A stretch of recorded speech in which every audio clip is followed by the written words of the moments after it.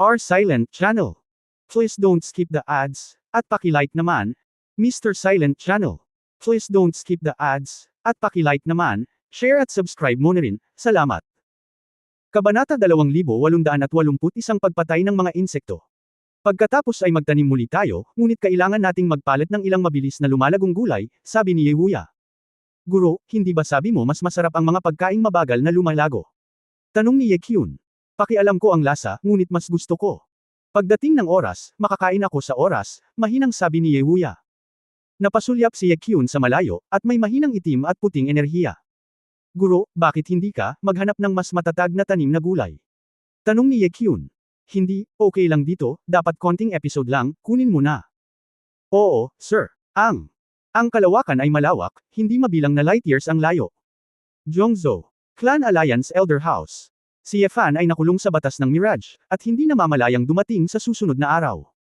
Kahit paano umatake o gumalaw si Yefan, hindi siya makakaalis sa malabong mundong ito. Siyempre, hindi nakatagpo ng anumang panganib si Yefan. Gaano man kalamag ang kalangitan, o ito ay parang isang melting pot, walang pressure si Yefan. Dahil nandoon ang cultivation base ni Jiang, bagamat ang batas na ito ng Mirage ay maaaring bitag kay Yefan, hindi nito masasaktan si Yefan. Hindi alam ni Yefan kung makapangyarihan o manok ang panuntunang ito. Siguro, sa tactical level, malakas talaga.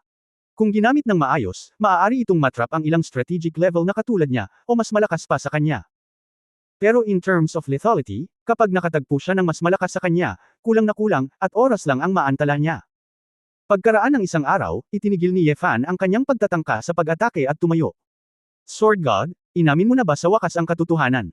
Dapat matagal ka nang sumuko, sa Mirage ng Diyos, hindi ka makakalabas. Puno ng pagmamalaki ang sinabi ni Jiang. May iniisip lang akong tanong. Elder Jiang, maaari mo bang sagutin ito para sa akin? Mahinang tanong ni Yefan. Dahil ang Diyos ng Espada ay napakakumbabo at madaling tanungin, natural na banggitin ito, naanod ang boses ni Jiang. Mula nang pumasok ako kahapon, iniisip ko na. Totoo ba itong Mirage mo? Bakit patuloy na umiikot ang aking espada at ang aking katawan dito? Sword God, gusto mo bang sabihin sa iyo ng bathala na ito ang sikreto ng Mirage? Sa tingin mo, posible ba ito? Jiang. Biro. Ikanaway ni Yefan ang kanyang kamay, hindi mahalaga kung hindi mo sabihin, pagkatapos ay susuriin ko. May posibilidad kaya? Kapag umatake ako, peke ang Mirage, at ito ay nagiging isang self-circulating closed space. Kahit anong gawin ko kahit anong atake mo, hindi ka makakaalis sa espasyong ito. Ngunit kapag gusto mong umatake, maaari mong gawing totoo ang bahagi ng enerhiya at bagay dito. This makes it seems that you can only attack me, in a situation that can't hurt you. Jiang. Ay tahimik. Kung ito ang kaso, magkakaroon ng isa pang problema. Dapat mong tiyakin na makokontrol mo ang lahat sa Mirage anumang oras. Ibig sabihin, dapat nasa isang lugar ka sa Mirage. Pagkatapos, mayroong tatlong mga sitwasyon. Ikaw sa labas ng Mirage, ikaw ay nasa Mirage. O, ikaw mismo ang Mirage. At ngayon, maaari kong alisin ang posibilidad na maging isang Mirage ka sa ontology. O, bakit, Jiang? Medyo na-curious din siya. Kasi, if you are a Mirage yourself, once you start attack, it also means that you will suffer damage. Halimbawa, ginawa mong totoo ang lupa at ginagamit mo ito para salakayin ako, ngunit sa sandaling atakihin ko ang lupa, masasaktan ka. Hindi ka nasaktan sa nakaraang laban. Kaya, ang posibilidad ay pinasyahan. Kaya, iniisip ko tuloy kung nasa labas ka ba o nasa loob. Haha, ito. Tama ba ang hula mo? Kahit hulaan mo, ano? Dismissive na sabi ni Jiang. Nagkibit balikat si Yefan, noong una, naisip ko, dapat nasa labas ka. Dahil hinanap ko ang buong Mirage, ngunit walang bakas ng ikaw. Gayunpaman, may isang problema na laging naguguluhan sa akin. Iyon ay ang iyong boses. Tunog. Oo, kung nasa labas ka, kung gayon ang iyong boses ay hindi dapat ipadala sa Mirage. Dahil ang tunog ay isang uri din ng alon, isang uri ng enerhiya. Kung ang Mirage ay sariling mundo, ang tunog mula sa labas ay dapat hindi ka makapasok. Ibig sabihin, kahit hindi kita mahanap ngayon, siguradong nasa loob ka ng Mirage. Bukod dito, sadyang ginawa mo ang tunog na nanggaling sa lahat ng direksyon. Hindi ibinunyag ang tiyak na direksyon, nag-aalala lang ako na sigurado ako sa iyo ang direksyon. Jiang. Natahimik sandali, tapos ngumisi. Sword God, ito ang lahat ng iyong ligaw na pag-iisip, itigil mo na ang pagpapanggap na naroon. Ang bathala ay hindi madaling matitinag sa iyo, at ikaw ay magugulo. Ngumiti ng masama si Yefan, sa totoo lang, hanggat bibigyan mo pa ako ng ilang araw, malalagot ko ito sa madaling panahon. Alisin mo itong panuntunan mo. Pero, para sa akin, sayang ang oras na makipag-usap sa isang tulad mo. Kaya, kahit na ito ay isang hanggal na paraan, para mahanap ka, maaari ko lang itong subukan pansamantala. Bago siya matapos magsalita, nailabas na ni Ye Fan si Xiangshan Ruo Shui. Nakalimutan na ni Ye Fan kung gaano na siya katagal na hindi naglabas ng Liquid Sword Intent. Noong nakaraan, tila ito ay ang imperial na pagsusuri ng malayong banal na emperador. Upang mailigtas ang buong imperial na lungsod, inilabas ang takip. Ang lawan ng likidong layunin ng espada na tumatakip sa kalangitan. Pero, ngayon, ang lakas ni Ye Fan ay tumaas ng husto, at ang dami ng Liquid Sword Intent ay natural na tumaas ng husto. Ang layunin ng Black Gold Liquid Sword ay parang hindi mauubos na bukal. Nagmamadaling lumabas, nagkakalat sa lahat ng direksyon. Sword God. Ikaw. Anong gagawin mo? Medyo naguguluhan ang boses ni Jiang. Wala lang, gusto ko lang makita, punuin mo ng Sword Intent ang buong Mirage, pwede ka bang magpatuloy sa pagtago? Siyempre, kung ang iyong Mirage ay may walang katapusang hanay ng espasyo, kung gayon ang masasabi ko lang ay hinahangaan kita. Ngunit kung iyon ang kaso, dapat kang higit sa 10 ranggo. Kung tama ako, ikaw, itong Mirage, ay dapat may limitasyon din sa kapasidad. Talagang masama ang tingin ni Ye Fan. Ang kanyang walang kapantay na batas ay makikita ang buong trajectory ng Mirage. Ang lahat ng enerhiya ay malinaw. Gayunpaman, hindi niya makita ang ilog sa loob ng Mirage. Ginamit lang ni Ye Fan ang likidong espada. Intensyon, pilit na paliitin ang saklaw na Jiang. Maaaring iwasan. Sa ilang sandali, ang buong Mirage ay puno ng likidong layunin ng espada, tulad ng isang dagat. Ito. Anong ginawa nito? Lahat ito ay layunin ng espada. Jiang. Ay baliw, paano ko makikita ang ganoong layunin ng espada? Sa oras na ito, ang lahat ng lupa, gusali, at kakahuyan sa Mirage ay lumubog na. Kahit na ito ay patuloy na bumubuhos mula sa langit, hindi nito mapigilan ang katotohanan na ang Mirage ay napupuno ng layunin ng espada. Matapos ang kalahati ng patpat ng insenso, sa loob ng Mirage, mayroon lamang isang maliit na lugar na natitira sa kalangitan, na hindi napuno. Jiang. Matagal nang nawala ng boses, parang nagtatago sa isang sulok, nanunood ng may kaba. Ang mga mata ni Ye Fan ay kumikislap ng itim at gininto ang apoy, at siya ay naghanap ng higit at mas maingat.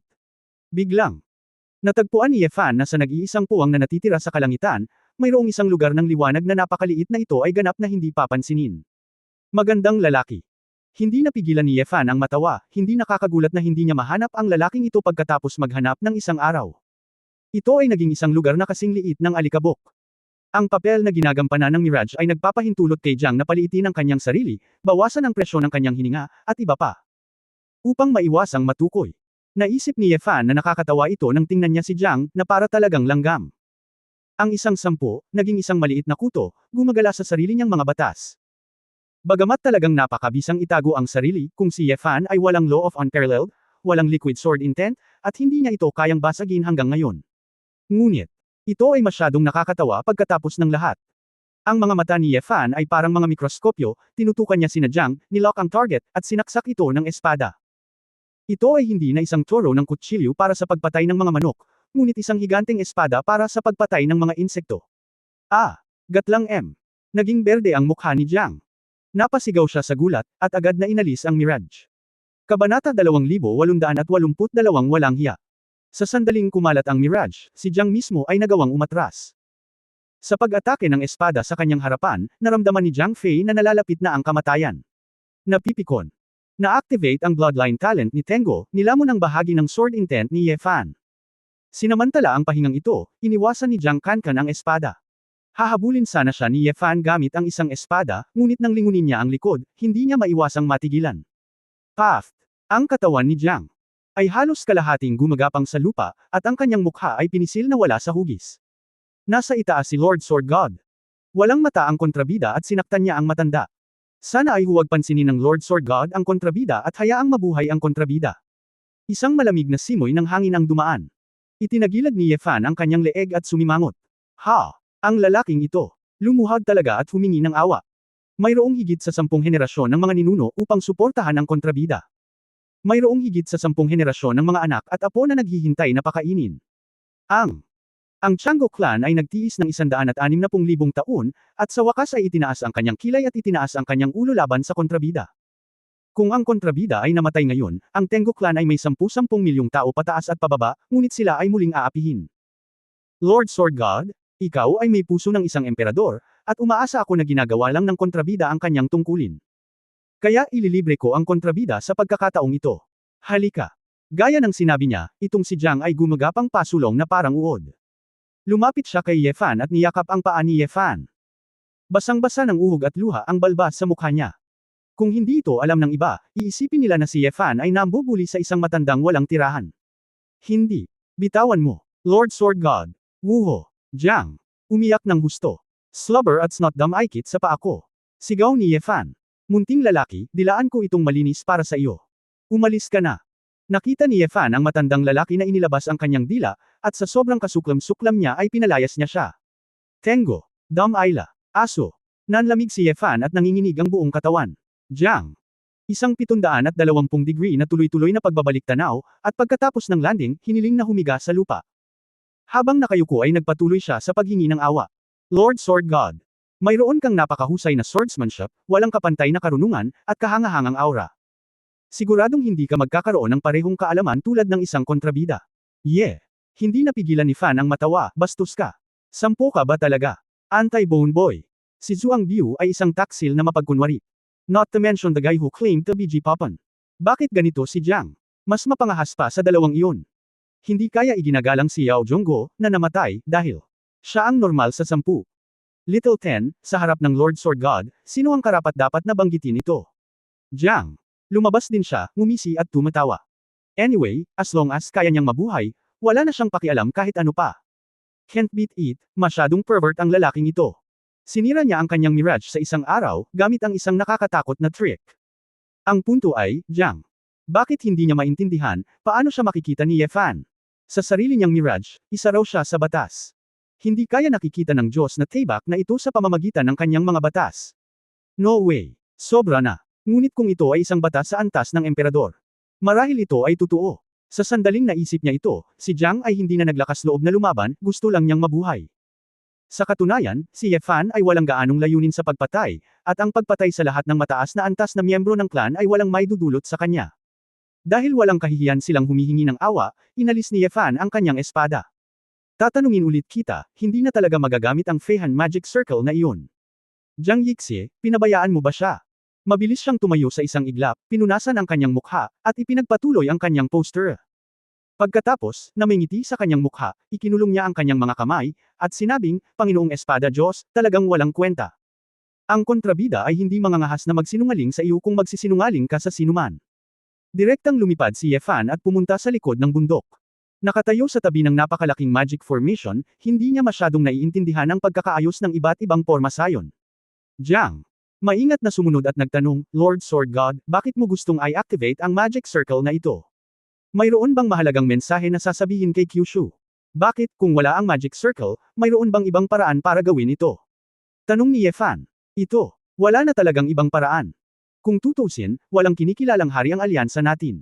Ang bawat isa ay naniniwala sa kanilang sariling dugo ng angkan, hindi tulad ng mga demonyo at Diyos, na naniniwala sa mga demonyo at Diyos. Mga demonyo at Diyos. Maaaring pumasa ang kapangyarihan ng pananampalataya, upang direktang magpadala ng impormasyon sa sariling mga tagasunod. Ngunit ang aming angkan, sa kasalukuyan ay makakaasa lamang sa mahusay na porma sayon na ito. Umiling si Jiang. Si Ye Fan ay nawala sa pag-iisip, ang angkan ay walang hari, at ito ay talagang malapit na nauugnay sa paniniwala sa linya ng dugo. Hindi ko alam kung magtatagumpay ang plano ko, ngunit laging kailangan na subukan. Biglang, napansin ni Ye Fan na may naghahadya sa kanya ng kidlat mula sa malayo. Gayunpaman, bago pa makakilos si Ye Fan, lumipat muna si Jiang. Lumipad sa himpapawid si Jiang Yi at nagpakawala ng puwersang lumalamon gamit ang isang kamay, pinawi ang lahat ng kidlat. Hinawakan niya ang sibat sa isang kamay at pinutol ang pag-atake. Matandang Jiang, ayos ka lang ba? Si Ying Xiaobei ang nanguna sa pangkat na pumunta para sumuporta. Nang makita niyang kumalat ang mirage, napagtanto niyang hindi maganda ang sitwasyon, at sumugod siya. Sa sandaling ito, likas niyang sinimulan ang pag-atake kay Ye Fan. Gayunpaman, ang makita ang mga kilos ni Jiang ay tila hindi nasaktan. Hindi mapigilan ni Ying Xiaobei na magtaka, "Oh Jiang, ikaw ay bastos ka." Biglang binaril at tinamaan ni Jiang Yan si Ying Xiaobei sa baluktot ng kanyang binti. Ay! Duguan ang mga mata ni Ying Xiaobei, tumili siya at lumuhod. Napatulala ang grupo ng mga clan guard sa likod. Kapitan, Gatlang M. Natigilan si Ying Xiaobei, ano ang sitwasyon? Ginamit ni Jiang Ye ang dulo ng kanyang sibat upang hawakan ang likod ni Ying Xiaobei, at lumingon kay Ye Fan na may ekspresyon ng isang tapat na ministro. Master Sword God, ang kontrabida ay nasakop na ng kontrabida, mangyaring palayain ako. Hindi napigilan ni Ye Fan ang pagkibot ng kanyang mukha at mga palad ng 2 beses, nakaramdam ng kaunting pagkabalisa para sa Ying Xiaobei na ito. Inosente pa rin ang mga kawawa at prangka na gwardya ng White Tiger. Jiang, Sir, ikaw ang nagsabi. Ikaw, napakawalanji mo. Haha, ang iyong Panginoon. Kinawayan ni Ye Fan ang kanyang kamay, hayaan mo siya, hindi ko talaga kayo papatayin, kayong lahat. Umalis na kayo. Jiang. Nang marinig niya ito, natuwa siya, at sa wakas ay nailigtas niya ang kanyang buhay. Nagmamadali niyang itinapon muli ang baril, pagkatapos ay iniunat ang kanyang kamay upang tulungan si Ying Xiaobei. Xiaobei, ginawa ito ng matanda para sa iyong ikabubuti ngayon. Kung nasaktan mo ang Panginoong Espada, patay ka na. Ang matandang ito ay kumilos sa oras na upang iligtas ang iyong buhay. Hindi mo kailangang magpasalamat sa matanda sa nakita mo ngayon, ng tahimik. Itago mo sa puso mo, huwag mong ipagkalat pagbabalik ka, nakangiting sabi ni Jiang. Mukhang naagrabyado si Ying Xiaobei, "Oh, Jiang, ano ba talaga ang ibig mong sabihin? Bakit? Oh, Lord Sword God, hindi ba't gusto lang niyang pumunta at makita itong magic circle ng Feihan? Bakit nagkakagulo? Pero pinatay niya. Patayin kung sino ang papatayin. Nakita mo ba ang ebidensya? Ako. Nawala nang masabi si Ying Xiaobei. Okay, makinig ka sa matanda, tara na. Babalik na lahat sa pwesto nila. Jiang. Iwinagayway ang kanyang kamay. Nagkatinginan ng isang grupo ng mga gwardya na nagtataka, ngunit kailan Jiang nagsalita, nakakahiwa-hiwalay lang sila. Bukod dito, mabuti na makapagligtas ng buhay pagkatapos ng lahat. Bago umalis si Ying Xiaobei, tiningnan niya ng malalim ang likod ni Ye Fan. Tama na. Ang Sword God ay hindi isang walang kabuluhang pangalan, kinailangan ng Daizegui ng 7 araw upang masira ang Mirage. Pero Sword God, isang araw lang. Jiang. Nilingan niya ang kanyang ulo at nakangiting sinabi, Panginoong Espada Diyos, ang kontrabida ay maghahanda ng isang mesa para sa iyo na salubungin ng hangin. Sandali, pinigilan siya ni Ye Fan. Jian. Lord Sword God, ano ang utos mo? Jiang. Mukhang awkward. Chapter 2883 hindi mo sinabi kanina. Wala pa si Sanju at ang 10. Tanong ni Ye Fan. Dapat. Hindi ganoon kabilis, Jiang. Nakaramdam ng labis na pagkakasala.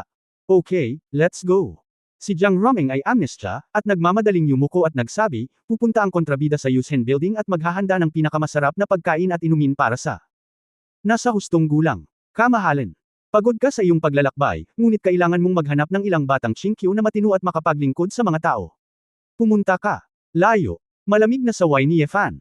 Biglang huminto ang usapan ni Jiang, at nagmamadaling tumakbo palayo. Nang makitang umalis si Jiang Ye, hindi napigilan ni Ye Fan na haplos ang kanyang noo. Saan nahanap ng clan alliance ang ganoong lalaki para maging top 10? Wala na ba talaga ang clan? Kalimutan mo na, mahalaga ang negosyo, hanapin natin si Wei Wei para tingnan. Bumulong si Ye Fan, at nagbago ang layunin ng espada. Mundo ng Titan. Sa sandaling lumitaw si Ye Fan, siya ay nakaimbed sa isang cliff crack. Anong sitwasyon? Malinaw na naalala ni Ye Fan na inilagay niya ang kanyang espada sa isang puno. Paano ba naman dito kanyan, basag ang lupa? Nawala ang kamalayan ni Ye Fan at nalaman na tila may nakakabigla na pagbabago rito. Bumalik sa mga guho ng bahay, si Ye Fan ay natigilan. Xiao Jin. Nakakabigla talaga ang gintong dragon sa kanyang harapan na hindi na maaaring maging ginto. Hindi lamang ang hininga ng antas ng eroplano, kundi pati na rin ang pamimilit ng ganitong uri ng dragon, na ganap na naiiba sa nakaraan. Nakabalik na si Master. Tuwang-tuwa si Xiao Jin, idinilat ang kanyang malalaking gininto ang mata, naging maliit ang kanyang katawan, at biglang pumulupot sa leeg ni Ye Fan. Master, bumalik ka na, may nangyari kanina. Sa kabutihang palad, mayroon akong Xiao Jin dito upang protektahan ang mga mistress at ganap na iligtas ang panganib. Guro, tingnan mo ako ay naging isang 5 kuko na gintong dragon. Tingnan mo ang aking kaliskis, tingnan mo ako claws, tingnan mo ang aking mapuputing ngipin, hindi ba't napakamahal? Master, pwede ba akong sumama sa iyo ngayon, lagi akong makakahanap ng masarap kasama ka. Inilabas ni Xiao Jin ang kanyang dila at walang muwang nangumiti. Iniunat ni Ye Fan ang kanyang kamay at hinaplos ang mga kaliskis ng gintong dragon na may mahusay na pagkakayari, at bumulong sa kanyang puso, ito ay talagang purong ginto, hindi ba ito ay talagang gawa sa ginto? Hindi, ito ay isang sangkap na mas hindi necessary kaysa sa ginto. Tinataya na mahirap tumagos sa gayong sukat ng dragon para sa normal na pag-atake sa antas ng eroplano. Xiao Jin, gusto kitang laslasin ng ilang beses para makita kung gaano kahusay ang depensa ng iyong kaliskis ng dragon. Nanginginig si Xiao Jin at lumipad palabas ng 12-dosenang metro ang layo, nagtago sa gitna ng mga babae. Master, pag-usapan natin ang tungkol sa iba.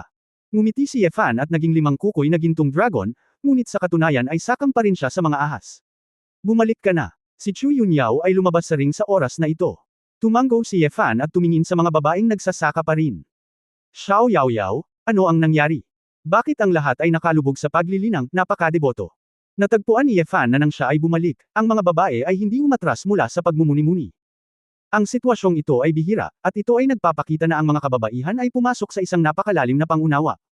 Gayunpaman, ang isa o dalawa ay wala, lahat ay ganito, ito ay napakamapangahas. Itinuro ni Chu Yunyao ang walang salita na kasulatan na tumatakbo pa rin.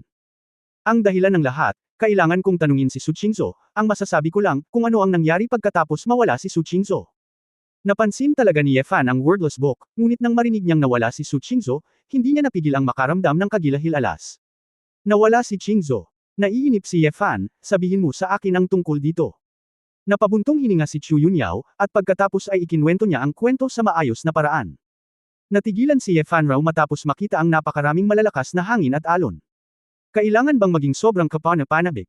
Matagal na akong umalis. Napabuntong hininga si Yefan nang may damdamin, ngunit binitawan niya ang malaking bato sa kanyang puso. Sa huli, dapat ay maayos si Su Qingzhou. Dahil ang walang salita na kasulatan ay nag-activate ng kalasag, nangangahulugan ito na ang kasulatan ay may ginagawa. Kaya lang bago ito matapos, hindi makalabas si Su Qingzhou. Bukod dito, sa pagkakataong ito si Xiao Jin ay matagumpay na na-promote sa 5 kukoy na gintong dragon, at ang mga kababaihan ay nakakuha din ng magandang pagkakataon.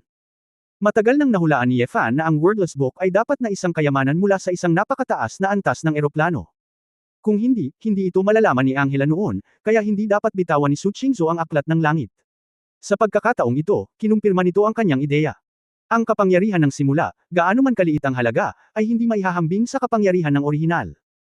Nangangahulugan ito na mayroong isang pag-iral sa isang mas mataas na eroplano, kahit na mas malalim kaysa sa mga batas ng eroplano. Ang mga kababaihan ay bininyagan na ng mga labi ng Titan at ng dugo ng mga Titan na may kapangyarihan ng simula. Hindi nakakagulat, magkakaroon sila ng maraming mga pananaw, at pumasok sila sa isang estado ng malalim na pagmumuni-muni. Kawawa din talaga itong si Titan. Sa katunayan, sa pagkakataong ito, kung ito ay ligtas at matatag, huwag sumalungat sa mga kababaihan. Marahil, dahil sa kapangyarihan ng simula, ang lakas nito ay komprehensibong mapapabuti at ito ay mapopromote sa isa sa pinakamalakas na Titans.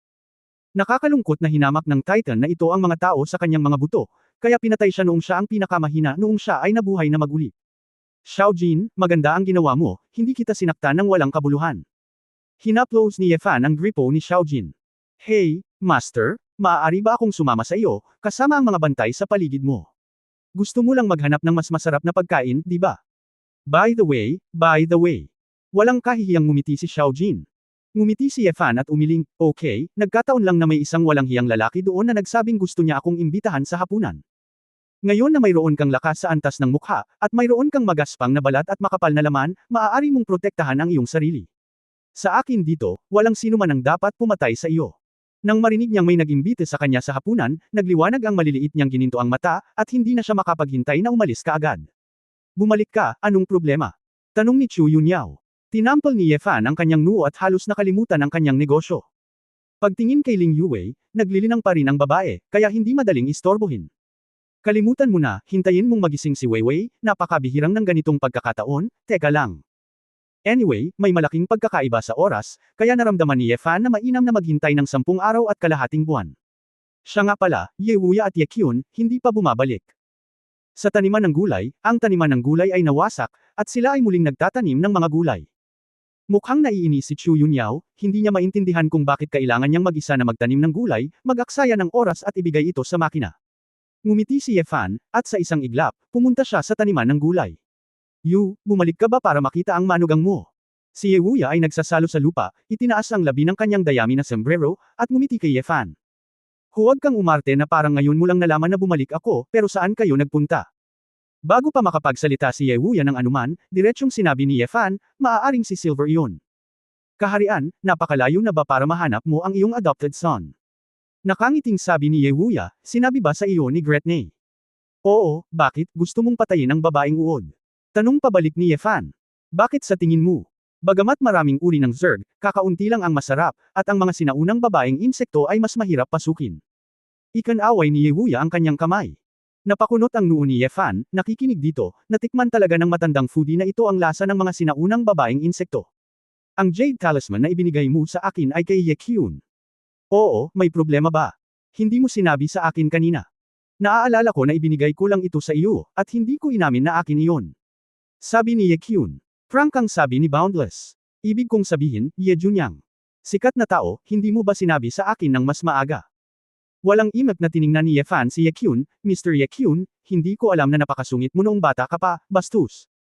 Hehe, noong unang panahon, halos nakalimutan ng matandang alipin ang pangalan. Si Ye Kyun ay nagtatanim ng mga panla ng gulay, itinaas ang kanyang ulo, at sinabing may banayad ng ngiti. Ilang beses pang tumingin si Ye Fan kay Ye Kyun, ngunit hindi niya ito may ugnay sa malaking demonyo. Walang kabuluhan na pag-usapan pa ito, gayunpaman, malamang na sinadya ni Ye Wuya ang gulo para sa kanya. Sa kabaligtaran, palaging gustong malaman ni Ye Fan ang ilang iba pang mga katanungan. Hoy, matandang foodie, ang pangalan mo ba ay Ye Wuya o Wumang? Tanong ni Ye Fan. Kabanata 2884 Ako ay ikaw. Kalmado ang mukha ni Ye Wuya, at tila hindi nakakagulat na itatanong ni Ye Fan ang mga tanong na ito. Sa totoo lang, hindi ako sigurado, sabi ni Ye Wuya. Hindi mo man lang alam ang sarili mong pangalan. Sumimangot si Ye Fan. Itinuro ni Ye Wuya ang direksyon ng tirahan. Ang 5 kuko na gintong dragon, ano ang tawag dito? Xiao Jin. Iyan ba ang orihinal na pangalan nito? Natural, ito ang pangalan na ibinigay ko pagkatapos kong malaman ito. So, naiintindihan mo. Naiintindihan ko kung ano ako. Si Ye Fan ay hindi nakaimik, ngunit hindi nagtagal, ang kanyang ekspresyon ay muling nanigas doon. Malabo, tila naiintindihan niya ang ibig sabihin ni Ye Wuya. Ang isang tao, o isang buhay, isang bagay, kung ano ang tawag dito, ito ay talagang imposible upang matukoy. Ang pangalan ng lahat, sa katunayan, ay may tatak pagkatapos ng kapanganakan. Ito ay pagpili lamang ng ilang mga tao, hindi ibig sabihin na lahat ay tatawagan ng ganoon ang isang tao. Ang isang tao ay maaaring magkaroon ng iba't ibang pangalan, palayaw. Sa mata ng iba't ibang tao, maaaring ibang pangalan ang isang tao. Sa totoo lang, hindi ba lahat ng tao ay may pangalan bago sila isinilang? Ano ang pangalan? Isang pamagat. Isang codename. Anong hindi tawag? Kung ano ang pangalan ko, depende lang sa iniisip mo. Kung ano ang tunay kong pangalan, hindi ko talaga masabi. Naramdaman ni Ye Fan na medyo nalilito ang kanyang isip, ang taong ito ay palaging may sinasabi sa isang baluktot na paraan. Ano ba, ayon sa sinabi mo, mahirap talagang i-define. Pero wala akong pakialam sa ibang pangalan, gusto ko lang malaman, ikaw ba si Ye Wuya, ang Diyos ng digmaan? Ipinangatuwiran ni Ye Fan ang kanyang mga iniisip at nagtanong. Ang tanong na ito ay nauugnay sa kung ang matandang ito ay ang kanyang biological lolo. Kung sasabihin mong Diyos ng digmaan sa lupa, tama ako. Ngumiti si Ye Wuya at sinabi ko sa simula, ako ang iyong lolo. Nagdilim ang mukha ni Ye Fan, binabanggit pa rin ito ng matandang magnanakaw. Kung pag-uusapan, ang pangalang Ye Wuya ay may kinalaman sa isang matandang kaibigan ko. Matagal na ang nakalipas, nakilala nila ang isang lalaking nagngangalang Ye Wuya. Sa tingin ko ay tama lang ang pangalan ni Ye Wuya, kaya ginamit ko ito. Pagkatapos, lahat, kung tawagin itong Wumang, hindi ito angkop para sa pamilyang Shenlang. Tinawagan mo si Ye Wuya, o nakuha mo ba ito para sa iyong sarili? Tapos ayon sa ibig mong sabihin, pumasok ka ba sa pamilya Shenlang mamaya? Hindi ka nagmula sa angkan ng Shenlang. Sumimangot si Ye Fan. Sino ang ipinanganak sa pamilyang Shenlang? Maliban sa mga orihinal na ninuno, hindi ba sila lahat ay pumasok sa pamilyang Shenlang mamaya? Tumawa si Ye Wuya. Hoy, hindi mo sasabihin sa akin na pinalaki mo si Tai Kang daan-daang libong taon na ang nakalilipas. Ikaw ay muling nagkatawang tao at naging Ye Wuya sa lupa, tama ba? Walang imak na sabi ni Ye Fan. Reincarnation. Pabirong sinabi ni Ye Wuya, kung gusto mong maunawaan ito ng ganito, hindi imposible. Ibig mong sabihin, maaari ka pa ring magkaroon ng mga nakaraang alaala at kakayahan kapag ikaw ay muling nagkatawang tao. Habang nakikinig si Ye Fan, lalo siyang nakaramdam ng kasamaan. Bakit, hindi mo ba naranasan? Tanong pabalik ni Ye Wuya. Natigilan si Ye Fan, ibig mong sabihin. Ang puting espasyo. May mga bagay na kailangan mong intindihin mag-isa. Ang paghila ng mga panla para pasiglahin ang mga ito ay gagawa lamang ng masama. Boy, sa iyo? Kung sino ako at kung ano ang gusto kong gawin, hindi mo na kailangang isipin pa. Dapat mong sanayin ng mabuti ang iyong mga espada, at pag-usapan muna natin ang Tai Kang. Ngumiti si Ye Wuya at umiling, at nagpatuloy sa pagtatrabaho sa bukid. Nakatingin sa amo at katulong na nagtatrabaho ng gusto sa taniman ng gulay, napakunot ang noo ni Ye Fan. Mahigpit na nakalak. Mukhang karamihan kay Ye Wuya ay lolo niya talaga. Gayunpaman, malinaw na hindi masyadong sineseryoso ni Ye Wuya ang mga pagkakakilanlan na ito. Ang mahalaga sa kanya ay kung ano lamang ang kanyang pinapahalagahan, hindi dahil sa ilang sekular na etika at moralidad. Kung si Ye Fan noon, maaaring hindi ito makatwiran. Gayunpaman, pagkatapos maranasan ang pananaw ng lumikha ng isang beses, malamang na mauunawaan ni Ye Fan ang kaunti. Kapag naabot mo ang isang mataas na antas ng pananaw, ito ay maging ilang mga alituntunin at regulasyon, may mga bakas susunod na mga tuntunin. Kapag ang pagiging sensitibo ay naging isang uri ng mga panuntunan, at may mga makatuwirang prinsipyo. Kung gayon, ang pamilya, dugo, at damdamin ay hindi na dapat banggitin. Pagkatapos mag-isip tungkol dito, may isang uri ng takot si Yefan. Umiling si Yefan. Ayaw niyang isipin iyon. Tumalikod siya at umalis. Oo. Tumingin si Wuya sa likod ni Yefan at nagpakita ng nasisiyahang ngiti. Akyun. Master, sabi mo.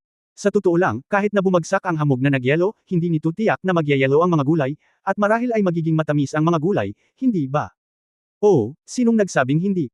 Sa kabilang panig, si Yefan ay nalito at bumalik sa malaking porma sayon. Bigla niyang nakita si Tuan Chuan na umiiyak sa Guqing. Mga braso ni. Patuloy na pinupunasan ng maliit na matabang babae ang mga luha sa kanyang pisngi, hindi banggitin ang kanyang mga hinaing. Nasa tabi nila si Fat Ho at Xiao Zi, at tila nababalisa din sila. Anong problema? Mabilis na umakyat si Yefan at nagtanong, hindi iniisip kung naroon ba ito o wala. Nakita ni Little Miss na hindi pa bumabalik ang prinsesa, at hindi siya komportable. Walang magawang sabi ni Guqing. Napabuntong hininga si Yefan, iniunat ang kanyang kamay upang kunin ang kanyang anak, at sinabi, Tuan Chuan, may gagawing mahalagang bagay ang aking ina, at babalik siya kapag tapos na siya. Wu, Kai, dahil ba hindi magagamot ng maayos ang sakit ni Tuan Chuan, isa siyang walang kwentang anak, kaya ayaw ni nanay kay Tuan Tuan. Nabulunan ng patag na bibig si Tuan Chuan. Malapit nang madudurog ang puso ni Yefan, at sa huli, hindi pa rin kinaya ni Tuan Chuan ang psikolohikal na pasanin. Sa katunayan, alam na alam ni Tuan Chuan na may mali sa kanyang katawan. Karaniwan siyang tumatanggap ng gene therapy at hindi siya komportable, kaya tiniis niya ito dahil sa takot na malungkot si Su Qingzhou. Maliit man si Tuan Chuan, alam din niyang nagsusumikap ang kanyang mga magulang at nakipagsapalaran pa para gumaling siya. Siyempre ayaw niyang mamatay, pero mas natakot siya na hindi siya gusto ng kanyang mga magulang dahil sa pagod. Huwag mo nang isipin, pinakamamahal ka ng nanay mo, bakit ayaw ka niya? Ngumiti si Yefan at tinulungan ang kanyang anak na panasan ang kanyang mga luha, Ma'am aalis na, hindi pa ba nandito si Papa? Makikipaglaro si tatay sa iyo at hihintayin ang pagbabalik ng nanay mo. Kung hindi babalik si Mama, hindi aalis si Papa, okay. Nang marinig ito, at ubiling tumigil sa pag-iyak si Tuan Chuan. Talaga. Ang maliit na batang babae na mataba ay tumingin kay Yefan na may tubig na mga mata. Siyempre, kailan nagsinungaling si tatay kay Tuan Chuan? Hinalikan ni Yefan ang kanyang anak. Dad, miss ko na si Lola, pwede ba akong bumalik kay Lola? Umaasang tanong ni Tuan Chuan. Natigilan si Yefan saglit, at sa pagsasalita, sila ni Niewuyo, Feng Yaoying at Shu Lingshan ay matagal nang hindi nag-uusap. Nasa Hongwang sila, at hindi nila alam kung ano ang gagawin. Pumunta ba sila sa Xuanyuan City para makilala ang pamilya Zhenbeho? Agad nang umiti si Yefan at sinabing, okay, pagkatapos ay dadalhin ka ni tatay para hanapin si Lola. Anyway, okay lang na walang ginagawa, hindi pa bumabalik si Su Qingzhou, at si Ling Yue ay naglilinang pa rin. Si Yefan ay nagbabalak na subukan, maaari ba niyang ilipat ang layunin ng espada sa iba? Ang pagdadala sa grupo sa Hongwang ay dapat ituring bilang isang pagtatangka. Siyempre, hindi nang ahas si Yefan na gamitin ang kanyang anak bilang test subject. Ang mga mata ni Yefan, na may masamang intensyon, ay nakatutok sa isang oso na kumakain ng maaalog. Ang mga dumpling ay parang lumiwanag sa kanilang likod, nanginginig ang kanilang malambot na mga tainga, at tumingin sila pabalik kay Yefan, ha? Kabanata 2885 walang iba. Bagamat nagpupumiglas ang dumplings, nabigo pa rin silang makatakas sa hawak ng walang prinsipyong amo. Kinuha ni Yefan ang dumplings at lumipat mula sa isang maikling distansya, unti-unting nadaragdagan ang kahirapan. Matapos subukan ng 12-12 beses, nakumpirma na walang problema, at isa pang remote na paglipat ang ginamit. Sa isang iglap, bumalik siya sa Zhongzhou, sa tabi ng pagbuo ng batas ng Feihan. Nagkataon lang na hinahanap ni Jiang si Yefan. Nang makita ang biglang pagsulpot ni Yefan, nagulat si Jiang Yi. Pakiramdam niya ito ay isang batas ng eroplano, at hindi niya maiwasang tumahimik. Lord Sword God, ano ang rules? Paano nanggaling sa wala? Lord Sword God, hinahanap ka ng kontrabida. Nag-aalala ako na hindi mo kilala si Yu Xinluo, kaya dinala kita dito. Naalala lang ni Yefan na naghihintay pa rin ang taong ito na imbitahan siya sa hapunan. Nang umiyak ang aking anak na babae, halos nakalimutan niya. Sandali lang, tatanungin ko ang anak ko kung nagugutom siya. Pagkatapos magsalita ni Yefan, nawala siya sa isang iglap. Naging berde ang mukha ni Jiang. Harap-harapan, hindi niya alam kung paano nawala si Yefan. Nakita ko na lang na may lumilipad na espada na naiwan sa harapan ko. Bumalik si Yefan sa malaking porma sayon at binuhat ang kanyang anak na babae na nakahiga sa likod ng matabang tigre. Baby, nagugutom ka ba? Gusto mo bang kumain ng masarap? Nagliwanag ang mga mata ni Tuan Chuan nang marinig ang pagkain. Oo. Miss na miss ni Tuan Chuan ang kanyang ina kaya pamayat siya. Ngumiti ng pilit si Ye Fan, tinitingnan ang chubby na mukha ng kanyang anak, sinabi niyang isa siyang anak na anak. Master, nagugutom na rin ako. Yumuko si Xiao Jin at tumapik. Nag-isip sandali si Ye Fan at dinala si Xiao Jin sa Kyushu, hindi naman masama. Talagang hindi siya interesado sa ilang pangkalahatang estratehikong antas. Ilan pa diyang? Mas mabuting ipaubaya na lang kay Xiao Jin ang bahala. Bueno, dadalhin kita doon, ngunit huwag mo akong ipahiya, udyok ni Ye Fan. Master, tingnan mo ang sinabi mo, hindi ganoon katamad na oso si Xiao Jin, kailan ka pa nawala? Nagtaas ng ulo si Xiao Jin. Hey! Masyadong tamad si Ye Fan para tumanggi. Ay! Direktang kinagat ni Tang Yuan ang daliri ni Ye Fan. Hindi alam ni Ye Fan kung tatawa o iiyak. I see, for the sake of your practice with me, isasama kita. Sa susunod na sandali, dinala na ni Ye Fan ang kanyang anak na babae, sina Xiao Jin at Tang Yuan, sa Zhongzhou. Jiang. Mukhang natulala at kinusot ang mga mata sa pag-aakalang mali siya. Panginoong Espada Diyos, ikaw. Ang iyong panuntunan ay lumipat ng pwesto gamit ang espada. Bakit, nakikita mo ang aking panuntunan at nais mong maglagay ng bitag upang bitag ako? Sabi ni Ye Fan na may kalahating ngiti. No. Paano mo magagawa? Lord Sword God ang tagapagligtas ng kontrabida, benefactor. Ang benefactor. Nasa itaas, dapat tikom ang bibig ng kontrabida at hinding-hindi sasabihin. Nakayukong sabi ni Jiang. Halika, kahit nasabihin mo ito, wala akong pakialam, maaari mong subukan ito, maaari mo bang bitag ako, nakangiting sabi ni Ye Fan. Jiang. Napalunok ng lalamunan, hindi talaga siya ng ahas. Speaking of which, paano ako naging benefactor mo? Medyo humanga si Ye Fan, talagang makakaakyat ang lalaking ito. Hoy, Lord Sword God? Ayos lang kung hindi mo aminin, maaalala sa puso ko ang malaking kabaitan ng kontrabida sa iyo, Jiang. Nakangiting sabi. With that said, Jiang. Agad naglabas ng isang makantab na butil mula sa space bracelet. Ito ang munting prinsesa ni Lord Sword God, engkanto talaga. Ito ang panloob na tableta ng 1,000 taong gulang na demonyong bulaklak. Bagaman ito ay hindi masyadong mahalaga, maaari itong gamitin para sa kagandahan at hayaan ang katawan na magkaroon ng sariling halimuyak.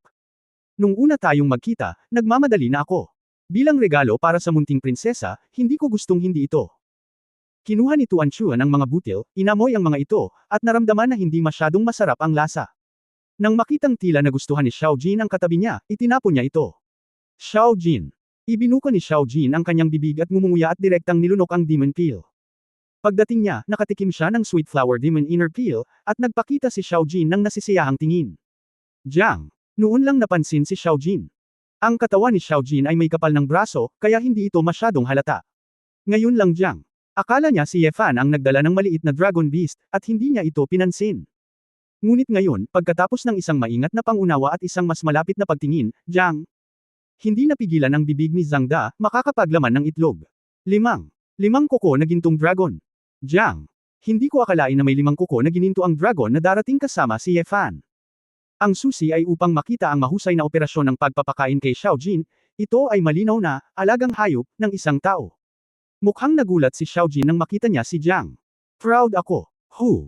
Ibinuka ni Xiao Jin ang kanyang bibig at direktang umungal, at agad na napuno ni Longwei ang buong hanging island. Ang libu-libong monghe sa isla ay nanginginig, at hindi mabilang na mga ibon at hayop ang natakot at tumakas ng ligaw. Jiang. Nakatingin kay Xiao Jin. Nagpakita si Xiao Jin ng mabangis na tingin sa kanyang mga mata, nagpapakita ng matatalas na puting gintong ngipin ng dragon, na parang kakainin niya si Jiang. Namutla ang mukha ni Jiang, Master Sword God, ito. Itong 5 kuko na gintong dragon ay ikaw. Ang bundok. Hindi sinakta ng kontrabida, hindi nito sasalakayin ng kontrabida, tama ba? Ye Fan. Was speechless, anong ginagawa nitong matako na ahas? Agad niyang hinawakan ang leeg ni Xiao Jin mula sa likuran. Ga! Inilabas ni Xiao Jin ang kanyang mahabang dila at tinitigan ang kanyang mga mata, at hindi na siya maaaring magpanggap na mabangis. Hinawakan ito ni Ye Fan sa kanyang harapan at tinapik ito ng 3 beses gamit ang dong dong dong sa gripo. Huwag mo naman akong ipahiya. Anong sinisigawan mo? Si Xiao Jin ay nagkamali, guro, hindi ba ako nagbigay sa iyo ng isang matibay na reputasyon? Ako ba ay nakaharap sa iyo? Wala man lang naghahamon dito, sinong tinatakot mo? Ang paglalakad sa isang grupo ng mga rabble, tinatawag ba itong pagkakaroon ng mukha? Nagturo ng leksyon si Ye Fan. Nagpakita ng nakakaawang tingin si Xiao Jin at nanatiling tahimik. Hindi makita ni Ye Fan ang kaawa-awang kargamento, kaya kinailangan niyang bitawan ito. Huwag kang umarte bilang isang nouveau riche, napabuntong hininga si Ye Fan. Noon lang tumanggaw si Xiao Jin, na nagpakita ng magandang asal. Ang kabaligtaran ni Jiang. Nang makita ang eksenang ito, malapit nang bumagsak ang kanyang baba sa lupa. Napakagaling. Maaari mo talagang paamuin ang isang 5 kuko na gintong dragon bilang isang alagang hayop. Isa itong tunay na 5-clawed golden dragon, isang plane level na divine beast na makakaligtas sa Titan God's domain. Ang pangkalahatang estratehikong antas ay hindi isang kalaban ng eroplanong banal na hayop sa lahat. Ang lakas ng banal na hayop ay nakasalalay sa magaspang na balat nito at makapal na laman at natatanging mga talento. Kahit hindi nito kayang patayin ang kalaban, napakahirap pumatay. Isipin na lamang, ang mga taong umaatake sa mga banal na hayop ay nagbuhos lamang ng ilang dugo. Hanggat ang banal na hayop ay umaatake sa mga tao, madaling pumatay sa isang suntok. Ito ang pagkakaiba ng lahi, ang huling salita. Sa makatuwid, hindi kasama ang ilang partikular na makapangyarihang estratehikong antas, kadalasan ay maaaring tumugma ang ilang estratehikong antas ng tao sa isang divine beast sa antas ng eroplano. Kasing lakas ng isang Titan, ang isang normal na Titan ay makakapagbigay lamang ng 3 puntos sa 5-clawed golden dragon. Tanging ang mga Titan na nasa antas ng eroplano lamang ang makapagpapatatag ng 5-claw na gintong dragon. Kahit sa Titan God's domain, wala raw masyadong 5-clawed golden dragons. Pagkatapos ng lahat, karamihan sa mga dragon ng apoy, kahit na maaari silang mabuhay upang tumawid sa kalamidad, ay maaaring hindi makaligtas sa kalamidad sa kulog. Sa pagtingin sa buong Taishi, ang 7 Great Demon Kings, ilang maharlikang pamilya ng Celestial Clan, ang Supreme Heaven, at iba pa, wala pa akong narinig na sinumang nagpalaki ng 5 kuko na gintong dragon. Kung kumalat ang balitang ito, tinatansya na ang prestihiyo ng Sword God ay angat muli. Buti na lang at maaga akong sumuko at walang masyadong alitan sa malaking lalaking ito. Jiang. Basang-basa sa malamig na pawis, at mas maganda pa ang nakakabigay puri ng ngiti sa kanyang mukha. Kung tutusin, hindi niya kayang talunin ang mga alagang hayop ng ibang tao. Ang sabi ng aking anak na babae ay nagugutom siya, handa na ba ang iyong pagkain? Tanong ni Ye Fan sa oras na ito. Nagulat si Jiang Ye, at mabilis na yumuko at binanggit, okay, sige. Lord, Little Princess, Lord Jinlong, please come with the villain. Hindi mapigilan ni Ye Fan na matawa, itong si Jiang. Hanggang sa commercial area ng Zhongzhou, sa daan, maraming tao mula sa Hanging Island ang dumating para manood mula sa malayo. Kung tutusin, ang boses ni Xiao Jin ay ngayon lang talaga nagulat sa maraming tao. Ang balita na mayroong 5 kuko na gintong dragon sa tabi ng Sword God ay kumalat na parang apoy at mabilis na kumalat. Gusto ni Ye Fan ang epektong ito, na maging high profile at gumawa ng pangalan para sa kanyang sarili. Sa ganitong paraan, mas maraming malalakas na tao ang maaaring pumunta sa pinto, at ang ilang mabahong isda at bulok na hipon ay maaaring direktang maalis. Pagdating niya sa Yuzhen Building, binalot na ni Jiang Yan ang buong palapag. Sa pintuan, maagang pumila sa 2 linya ang mga kasambahay na bumati sa mga bisita para magalang na batiin sila.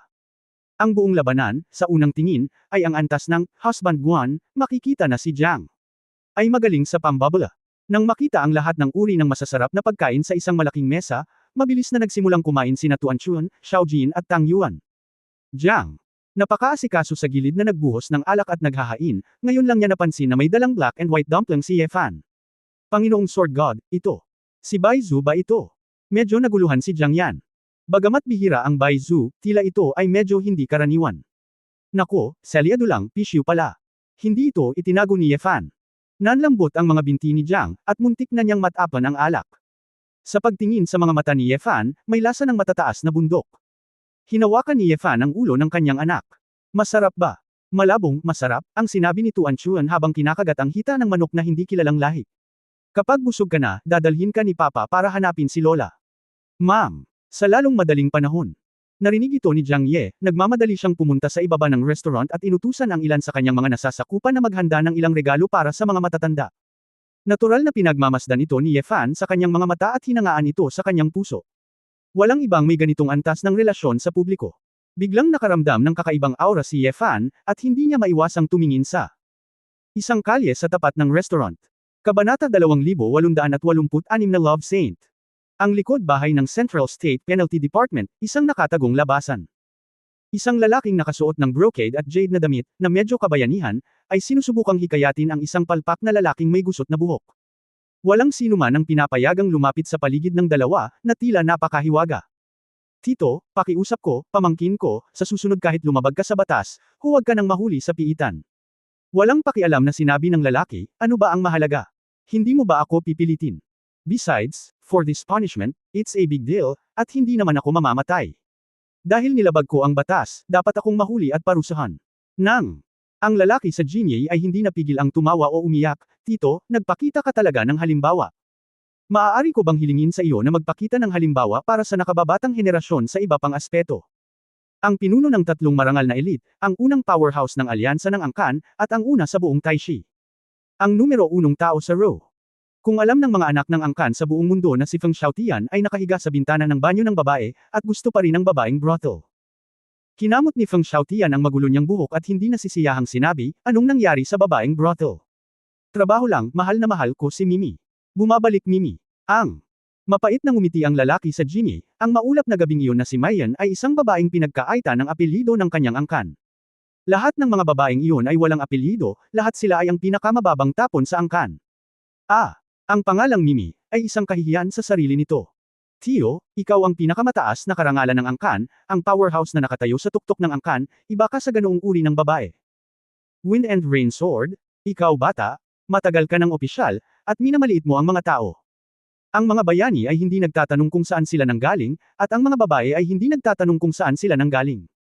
Ano ang kinalaman nito sa mga matandang fox sa Chinkyu na hindi nakikilala si Mimi? Pinakasalan ko siya, tao siya ng Shenlong ko. Tingnan kung sino ang naglakas loob na ay bully siya. Si Feng Xiaotian ay mukhang hindi maganda.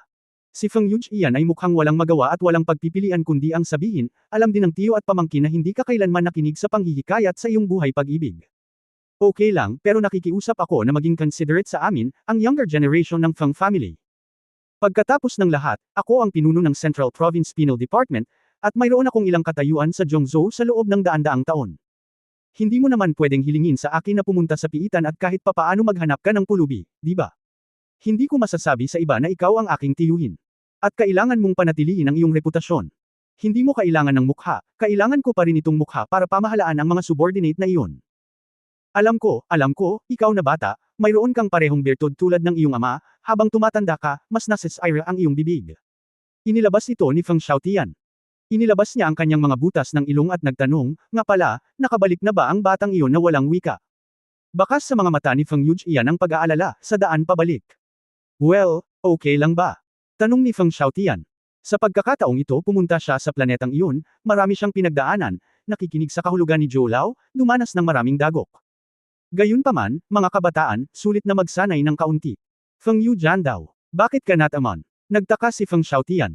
Ang mga mata ni Feng Yujian ay nagpakita ng isang pahiwatig ng pagiging komplikado, at tumangala siya sa lumulutang na isla. Uncle, hindi mo pa alam, ang mga bagay sa kabilang panig ng mundo ay may kinalaman sa Sword God. Ang Sword God na ito ay talagang kamangha-mangha, at dumating ito sa ating Kyushu mula sa lupa sa napakabilis na bilis. Nang marinig ni Zhu Wangxia na ang Sword God ay nasa panig natin at pinatay sina Zhu Angbiu at Yao Zhonggu, hindi siya makapaniwala. Diyos ng espada. Paano siya nananahimik? Naguguluhan si Feng Xiaotian.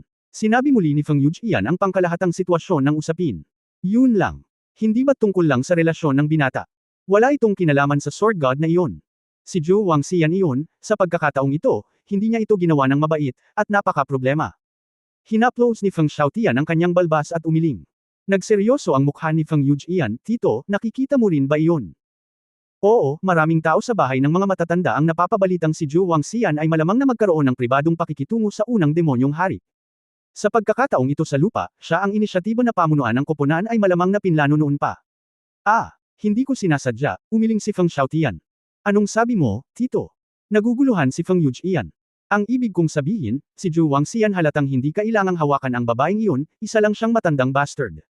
Hindi magandang lagyan ng berdeng sombrero ang mahiyain kong anak. Pagbalik niya, tuturuan ko siya ng leksyon. Bilang isang elder, totoo itong shame on Sven. Sabi ni Feng Xiaotian na may paghamak. Nakaramdam ng kaunting sakit si Feng Yujian sa kanyang ulo at hinawakan ang kanyang noo. Naisip ko, ang matandang lalaki ay may mukha upang makipag-usap tungkol sa iba. Pero pinigilan. Huminga ng malalim si Feng Yujian at nagtanong, Uncle, paano mo balak tretuhin ang Sword God na iyon? Tila ang Diyos ng Espada ay isang multo, at ang kanyang lakas ay higit pa sa aming tansya. Si Zhu Angbiu ay namatay, si Ji ay tumakbo at tumakbo muli. Maging ang makapangyarihang Xuanlong Emperor ay natalo. Ngayon maraming iba pang malalaking angkan, maging ang Aufagod Realm, ay nanunood sa mga biro ng aming Shenlong clan. Sa pribado, maraming tao ang nagbibiro, na nagsasabi na ang aming Shenlong clan ay tumatawa. Siya ay nakikipaglaban sa kanyang sarili, at halos mawala sa kanya ang Qinglong. Ngayon lang, nagpadala si Ying Xiaobei ng notification na natalo na ng Sword God si Jiang. At ngayon si Jiang. Malugod siyang tinatanggap. Parang si Jiang. Ang makulat na matandang iyon ay sumuko na, at planong hintayin ang iba pang 10 at kayong tatlo na lumapit. Nag-isip sandali si Feng Xiaotian at nagtanong, pamangkin Yujian, may pera ka ba? Pera. Natigilan si Feng Yujian, at walang kamalay-malay na inilabas ang supot ng pera. Tio, bakit bigla kang humingi ng pera? Direktang kinuha ni Feng Xiaotian ang bag at naglabas ng ilang piraso ng alliance currency na gawa sa mga prehistoric na bato at mga bihirang metal. Sa ilalim. Ang naguguluhan ng mga mata ni Feng Yujian, si Feng Xiaotian ay tumakbo hanggang sa sulok ng kalye, isang tindahan ng bulaklak. Gamit ang pera pagkatapos bumili ng isang bungkus ng nagniningas na pulang bulaklak, nagpa siya si Feng Xiaotian na umalis na may masayang tingin sa kanyang mukha. Yujian, huwag mong ibigay. Tio. Nagmadali si Feng Yujian at nagtanong na may sira ang mukha, anong ginagawa mo? Hahanapin ko si Mimi, gusto ko siyang galawin ng puso ko. Hindi. Tio, paano ang Sword God? Pinatay ng lahat ang tahanan ng mga matatanda, at pinatay din ang Qinglong sa aming angkan. Wala kang pakialam dito sa Zhongzhou. Si Jiang. Wala sa reception. Tinatayang sa loob ng ilang araw, darating sina Dean Emperor at Sister Xiao para harapin ito. Paano ko haharapin ang mga masalimuot na bagay na may kaugnayan sa mga alyansa ng angkan? Hindi mo ba kilala si Tito? Ni hindi ako dumadalo sa anumang pagpupulong ng liga. Higit sa lahat, bukod sa paglilinang at relasyon sa pagitan ng mga lalaki at babae, hindi kami magaling sa anumang bagay. Tumawa si Feng Xiaotian. Hindi na nakatiis si Feng Yujian, kinagat niya ang kanyang mga ngipin at sinabi sa mahinang boses, Tito, mayroon talaga akong gustong sabihin noon pa man. Ano? Walang magtatanggi na napakahusay mong nilinang. Pero, bachelor ka sa buong buhay mo, huwag mong sabihing magaling ka sa pakikipagrelasyon, di ba? Ikaw, alam mo ang kalokohan. Hindi ko maintindihan, Tito, nagalit ka at tinuruan mo ako ng leksyon ngayon, at sasabihin ko rin. Masyado kang simple, masyadong walang muwang, marangal at nakangiti, anong klaseng babae ang gusto mo? Hindi mo kayang linisin ang iyong sarili, magsuot ng disenteng damit at maghanap ng ilang sikat na babae. Bakit kailangan? Maging parang pulubi buong araw na naghahanap ng mga babaeng hindi mapagkakatiwalaan. Matapang na sabi ni Feng Yujian. Si Feng Xiaotian ay nababalisa, at ang kanyang lumang mukha ay namula, ano ang alam mo? Ito ang totoong ako. Yung babaeng gusto ko, pag ganito mo ako, siya ang totoong soulmate. Isang munting brat. Si Tio ay manliligaw sa oras na iyon. Naka-open crotch pants ka pa. Ako, hinahabol ko ang wagas na pag-ibig. Ayoko ng babaeng humahanga sa vanity. Mimi. Siguradong magagalaw sa sinseridad ko at mai-inlove sa akin. Pagkatapos nito, hinawakan ni Feng Xiaotian ang mga bulaklak at tumakbo patungo sa storefront ng Fox Yan, na iwan ng hindi makapagsalitang Feng Yujian. Mimi, nandito ako para makita ka. Tumakbo si Feng Xiaotian sa pintuan ni Huyan at tatakbo na sana papasok, ngunit hinarang siya ng ilang batang babae mula sa Qingqiu. Mabahong pulubi, how dare you come? Nakangiting sabi ni Feng Xiaotian, maraming babae, sinadya kong bumili ng bulaklak sa pagkakataong ito. Walang pakialam ang mga multo sa mga bulaklak mo. Masyado mong naantala ang negosyo natin. Masyado bang magaan ang parusang ibinibigay ng penal department? Bakit hindi niya nabutas ang mga eyeballs niya? Mga kapatid, suyuan mo siya. Inilabas ni Qiu Xiaomei ang lahat ng uri ng housekeeping weapons at binati muli si Feng Xiaotian. Nako, bulaklak. Nasira ang mga bulaklak. Sinubukan ni Feng Xiaotian na protektahan ang mga bulaklak sa kanyang mga kamay, ngunit hindi siya masyadong matigas, at ang pinaka-umuungal na mga bulaklak ay nabasag sa lupa. Si Feng Xiaotian, na nakatingin sa kalbong tangkay ng bulaklak sa kanyang kamay, ay walang pagpipilian kundi ang maglakad sa kabila ng kalye sa kawalan ng pag-asa, at sumulyap sa bintana sa ikalawang palapag na nasa tapat mula sa malayo. Sayang naman si Mimi na nag-iisip araw at gabi ay hindi itinaas ang kurtina para tignan siya. Kakaiba na ang mga tao ay handang makita kapag hinahabol mo ang mga babae. Isang boses ang nagmula sa gilid ni Feng Xiaotian, si Yefan ang dumating sa kalye na hawak si Tuan-Tuan. Sumulyap si Feng Xiaotian kay Yefan, walang sorpresa sa kanyang ekspresyon, same time lang siyang nagtanong, anong ibig mong sabihin? Anong problema ko? Kabanata 2887 kapatid. Ano bang problema mo? Tumingin si Yefan kay Feng Xiaotian at nakangiting sinabi, ang mga damit ay madulas, at ang buhok ay parang pugad ng ibon. Kailangang walang hitsura, at walang ugali. Wala sa mga bagay na ito, sa anumang paraan, ang nagpapakita ng ilang katapatan. Ano ang silbi ng isang bungkus ng mga bulaklak? Ang mga alahas na ginto at pilak ay hindi maayos, maaari ba itong ituring na katapatan? Ba, vulgar. Dumura si Feng Xiaotian. Hoy, narito ang aking anak na babae. Mangyaring maging magalang at magalang. Nagmamadaling umatras si Yefan. Anong alam mo, bata? Ginagamit ko lang ang totoo kong sarili para ituloy ang babaeng mahal ko. Kung nagustuhan niya ang isang pekeng sa akin, ano ang silbi ng paghabol ko dito? Ano? Isang tao ang aking hinahabol sa buong buhay ko, at ipinagpapalit ko ang aking sinseridad sa aking sinseridad. Si Feng Xiaotian ay may masamang tingin sa kanyang mukha. Ngumisi si Yefan, ipokrito. Ano? Boy, sabihin mo ulit. Saan ako nagpapakunwari? Hindi nasisiyahang sabi ni Feng Xiaotian. Paulit-ulit mong sinasabi na gusto mo iyon Mimi, pero pinipilit mo lang na magustuhan ka ng ibang partido, imbes na gumawa ka ng mga pagbabago para sa kanya. Kahit na baguhin mo ang iyong hitsura at maglinis, hindi mo ito gusto. Hindi ka lang mapagkunwari, kundi napaka-selfish, bakit mo pipiliin ang babaeng gusto mo, pero kailangan niyang tanggapin ang isang lalaking katulad mo? Tanong ni Ye Fan. Ako. Si Feng Xiaotian ay nawalan ng salita, at ang kanyang momentum ay humina kaagad. Bakit, hindi mo naisip ang isyong ito, di ba? Hindi napigilan ni Ye Fan ang matawa. Namula si Feng Xiaotian, hindi niya talaga inisip ang ganitong uri ng pag-iisip. Kung tutuusin, sa kanyang pagkakakilanlan, walang maglalakas loob na makipag-usap sa kanya tungkol sa mga usapin sa pag-ibig, lalo pa siyang akusahan at pag-aralin. Ang mga nasa pamilyang Shenlong na nakakaalam ng kanyang tunay na sitwasyon ay naglakas loob lamang na sabihin na siya ay matamis at mabait, kaya't hindi siya nagpakasal at nagkaanak. Kaya't inisip ng lahat na si Feng Xiaotian ay isang gwapong lalaki na napapaligiran ng hangin at nagpakita ng awa sa lahat ng dako. Hindi maisip ng mundo na ang lalaking ito ay humahabol sa mga babae kung saan-saan, ngunit hindi siya nagtagumpay. Siya ay isang mahirap na manliligaw. Ikaw, parang naiintindihan mo. Sabi mo, sinong hindi? Basta maglinis ka ng konti at magbigay ng ginto at pilak na alahas, magugustuhan ako ni Mimi. Paano mo malalaman na hindi niya gusto ang ginto at pilak? Paano ang alahas? Sa opinyon ko, nagsasalita ka lang sa papel at nagyayabang. Sumagot si Feng Xiaotian. Pinunasan ni Ye Fan ang kanyang lalamunan, at bahagyang tinapik ang maliit na mukha ni Tuan Chuan gamit ang kanyang mga daliri. Mahal, sabihin mo sa maruming tiyuhin na ito, bukod sa nanay mo, ilan pa ang tiyahin mo bukod sa nanay mo? Katatapos lang kumain ni Tuan Chuan ng isang buong piraso ng cake, at dumighay ng kaunti, pagkatapos ay sinimulan itong basagin. Itinuro ang daliri, nagbibilang. Well, nandyan sina Tita A. Jiao, Tita Zimo, Tita Yingying, Tita Yunyao, Tita Weiwei, Tita Shanshan, Tita Yuner, Tita Ziner. Nakatingin sa maliit na batang babae nagbibilang doon, nagbibilang hanggang sa dulo, dalawang kamay ay hindi sapat. Ang bibig ni Feng Xiaotian ay bamuka ng mas malawak at mas malawak, natigilan. Sandali. Pinutol ni Feng Xiaotian si Tuan Chuan nang marinig niya ang 13 o 4. Bata, ikaw. Lahat ba ng mga tiyahin mo sa iyong pamilya ay tinatrato ka ng mabuti? Curious na tanong ni Feng Xiaotian, hindi makapagsinungaling ang mga mata ng bata. Napakabait ng mga babae kay Tuan Chuan. Bibigyan nila ng masarap na pagkain si Tuan Chuan at paglalaroan nila si Tuan Chuan. Masiglang tumanggo si Tuan Chuan. Nagmalaki si Ye Fan at mariing hinalikan ang mukha ng kanyang anak, ang galing. Tuwang-tuwa si Feng Xiaotian, at direktang ikinumpas ang kanyang mga kamao, na nagpapakita ng nagmamakaawang ekspresyon. Hindi ko ini-expect na bukod sa matalino ka sa espada, manliligaw ka pala kapag love ang pinag-uusapan. Magbigay din po kayo ng mga pointers, paano ko po ba magustuhan talaga ako ni Mimi? Hindi nagulat si Ye Fan, nakikita ng Feng Xiaotian na ito kung sino siya. Dahil matagal nang napansin ni Ye Fan na ang palpak na lalaking ito ay si Feng Xiaotian. Ito ay sa unang pagkikita ng dalawa, pero kahit hindi nila ginawa, hindi nila sinubukan. Ngunit narito ang kaharian. Hindi ito nakikita ng iba, ngunit hindi sila tumitingin sa isa't isa. Noong una, inakala ni Ye Fan na babarilan siya ni Feng Xiaotian, ngunit kalaunan ay napagtanto na wala talaga itong ideya ni Feng Xiaotian.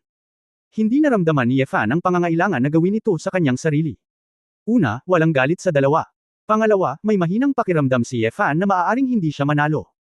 Ngayon, hindi siya matatalo sa alyansa ng angkan, kahit magkatabla, makakaapekto ito sa the plan behind. Ang taong ito ay tila may napakakakaibang batas sa eroplano, hindi lang kasing simple ng kaharian ng Qinglong. Siyempre, ang pinakamahalagang bagay ay talagang gusto ni Ye Fan si Feng Xiaotian, lalo na pagkatapos makinig sa kanya mula sa malayo pagkatapos ng pakikipag-usap kay Feng Yujian. Gaya ng sinabi ni Feng Yujian, maaaring idagdag ng lalaking ito ang lahat ng kanyang talent point sa kanyang cultivation. It ay hindi inaalis na siya ay may iba pang mahusay na karunungan, ngunit sa mga tuntunin ng paghabol sa mga babae, ito ay talagang hindi mabata. Ito ay kapansin-pansin. Natural na alam ni Feng Xiaotian na matagal na siyang natuklasan ni Ye Fan, ngunit wala siyang pakialam, ni hindi niya iniisip na marinig siya. Para kay Feng Xiaotian, ang Sword God ay hindi kasing halaga ng kanyang pulot. Kung wala, linisin mo muna ang sarili mo, parang pulubi, magustuhan ka kaya ng mga tao. Saka, bakit hindi nagnenegosyo ang mga tao para lang kumita? Para kang isang mahirap na tao, at hindi mo siya masuportahan sa unang tingin. Paano siya magiging komportable sa iyo? Anyway, kumuha ng ilang tunay na ginto at pilak, at magpadala ng ilang alahas at iba pa. Gusto ng mga babae ang kumikinang na alahas, kaya wala silang masyadong marami. Sabi ni Ye Fan sa pamilyar na tono. Maligo ka na at magpalit ng damit, pero kaya mo yan. Ngunit ang pagbibigay ng alahas ay hindi pagbili ng pag-ibig sa pera.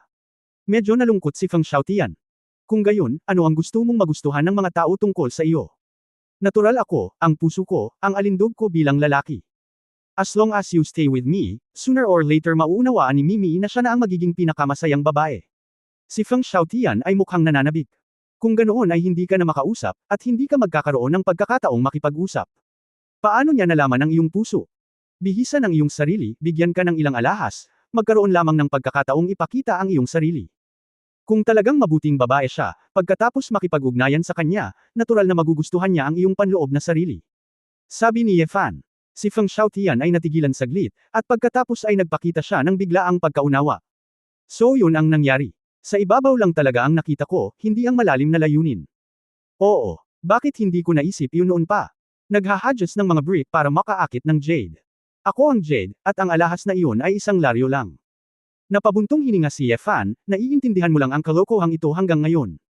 Ang mga taong nagsasabing mabait ka ay talagang walang kasalanan. Hindi ka taka-taka na palagi kang naglalaro ng Bachelor, ka-level mo na, at kakaiba na hindi ka naglalaro ng Bachelor.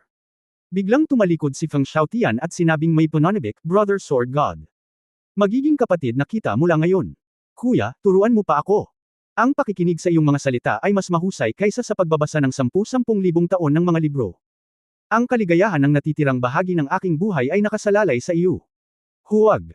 Nagmamadaling itinaas ni Ye Fan ang kanyang kamay para pigilan siya. Hindi ako ganoon katanda. Tsaka pag hindi mo naabutan, magalit ka sa akin. Nagsasabi lang ako ng opinyon ko, kung makakahabol ka, hindi naman. Hehe. Kuya, ang sinabi mo, from my professional point of view, it will definitely work. Kapag naibalik ko ang kagandahan, dapat kitang imbitahan sa isang alak sa kasal, salamat kuya sa matchmaker.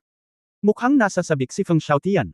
Napabuntong hininga si Ye Fan, kalimutan ang kasal, kung matagumpay kang makapasok sa tindahan at magkaroon ng pagkakataon na mapag-isa kasama ang kapatid na Mimi na iyon, bakit hindi? May favor ka sa akin. Ano? Hindi naintindihan ng grupong iyon ng mga tao na pinatay mo si Yao Zhongguo, at aayusin ko ang kanilang mga bastard para sa iyo. Paano mo nalaman na hindi ko pinatay si Yao Zhongguo? Meng. Hoy! Di bale kung pinatay siya ng panganay na kapatid, kung tutusin, ang panganay na kapatid ang benefactor na tumulong sa akin na ituloy ang pag-ibig. Walang pakialam na sabi ni Feng Xiaotian. Magiliw na ngumiti si Ye Fan, at biglang naunawaan kung bakit biglang naputol ang hangin at ulan. Hindi tungkol dito, gusto ko lang pumunta sa Shenlong Temple. Pwede mo ba akong isama? Oh, mayroon bang anumang treat para mabilis na maka-advance sa Azure Dragon?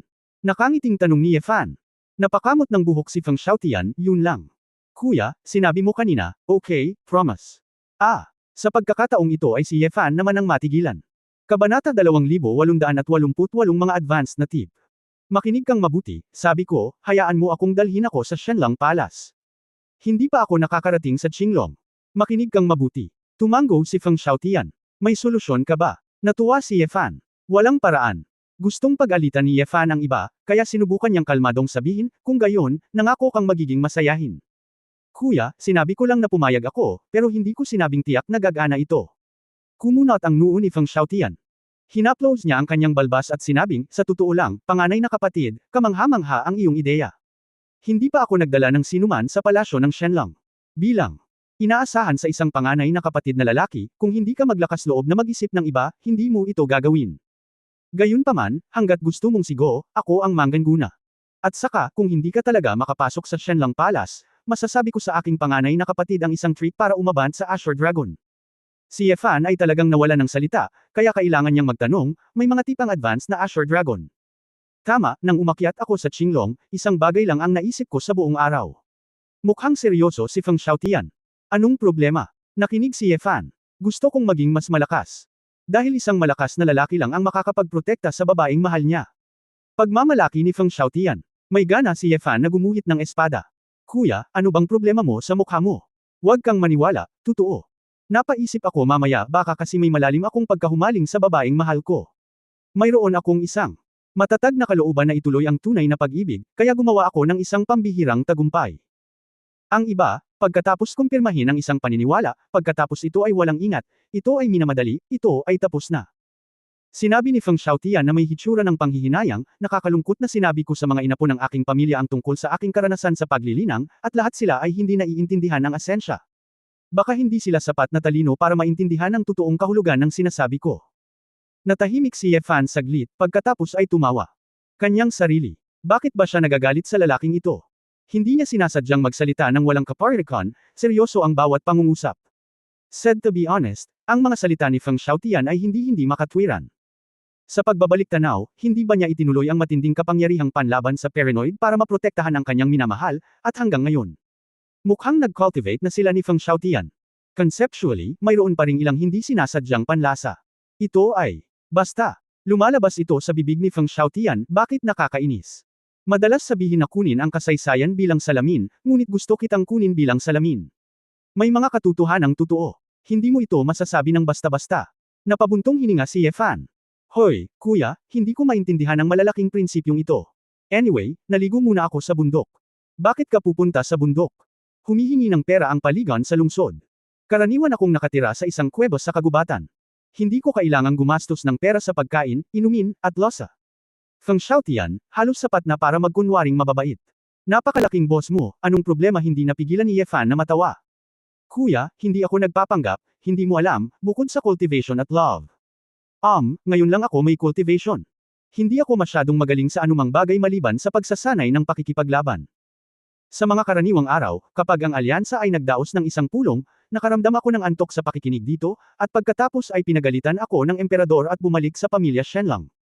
Kaya naisip ko, hindi ako angkop na gawin ang mga bagay na iyon, at hindi pa ako nakakapunta sa tahanan ng mga matatanda sa loob ng 10,000 taon.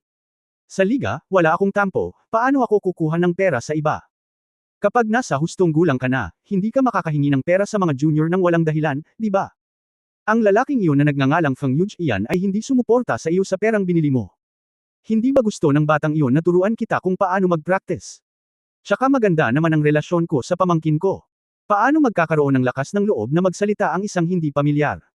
Tumawa si Feng Xiaotian. Akala ni Ye Fan dati na wala siyang pakialam sa mga material na pangangailangan. Ngunit kumpara kay Feng Xiaotian, bigla akong nag-ilusyon na ako ay nabubuhay ng labis. Gayunpaman, ang dalisay na puso ni Feng Xiaotian ay nagtanong kay Ye Fan. Sandali lang, may itatanong pa ako sa iyo, pinigilan ni Ye Fan si Feng Xiaotian, na sabik na maligo. Kuya, anong problema? Kung tama ang pagkakaalala ko, sa 9 tribulations ng Qinglong, ang unang tatlo ay Zige, Kengzin, at Thunderbolt. Ang paglimot sa dalawang sukdulan ng pag-ibig na pag-ibig at kasamaan. Ang isa ay upang matanto ang tunay na pag-ibig, at ang isa ay upang harapin ang kasamaan ng pag-ibig. Ang dalawa sa kanila ay dapat naganap na maunawaan at determinado upang mabuhay. Pero dahil lagi kang single, hindi ka na nakaligtas. Matapos habulin ang isang babae, paano nakaligtas ang dalawang kalamidad na ito? Upang masira ang Qinglong, humingi si Ye Fan kay Ye Qiun ng maraming kumpletong impormasyon tungkol sa 9 transformations of the dragon. Ang iba't ibang mga detalye ng Qinglong ay matagal nang pamilyar sa dibdib.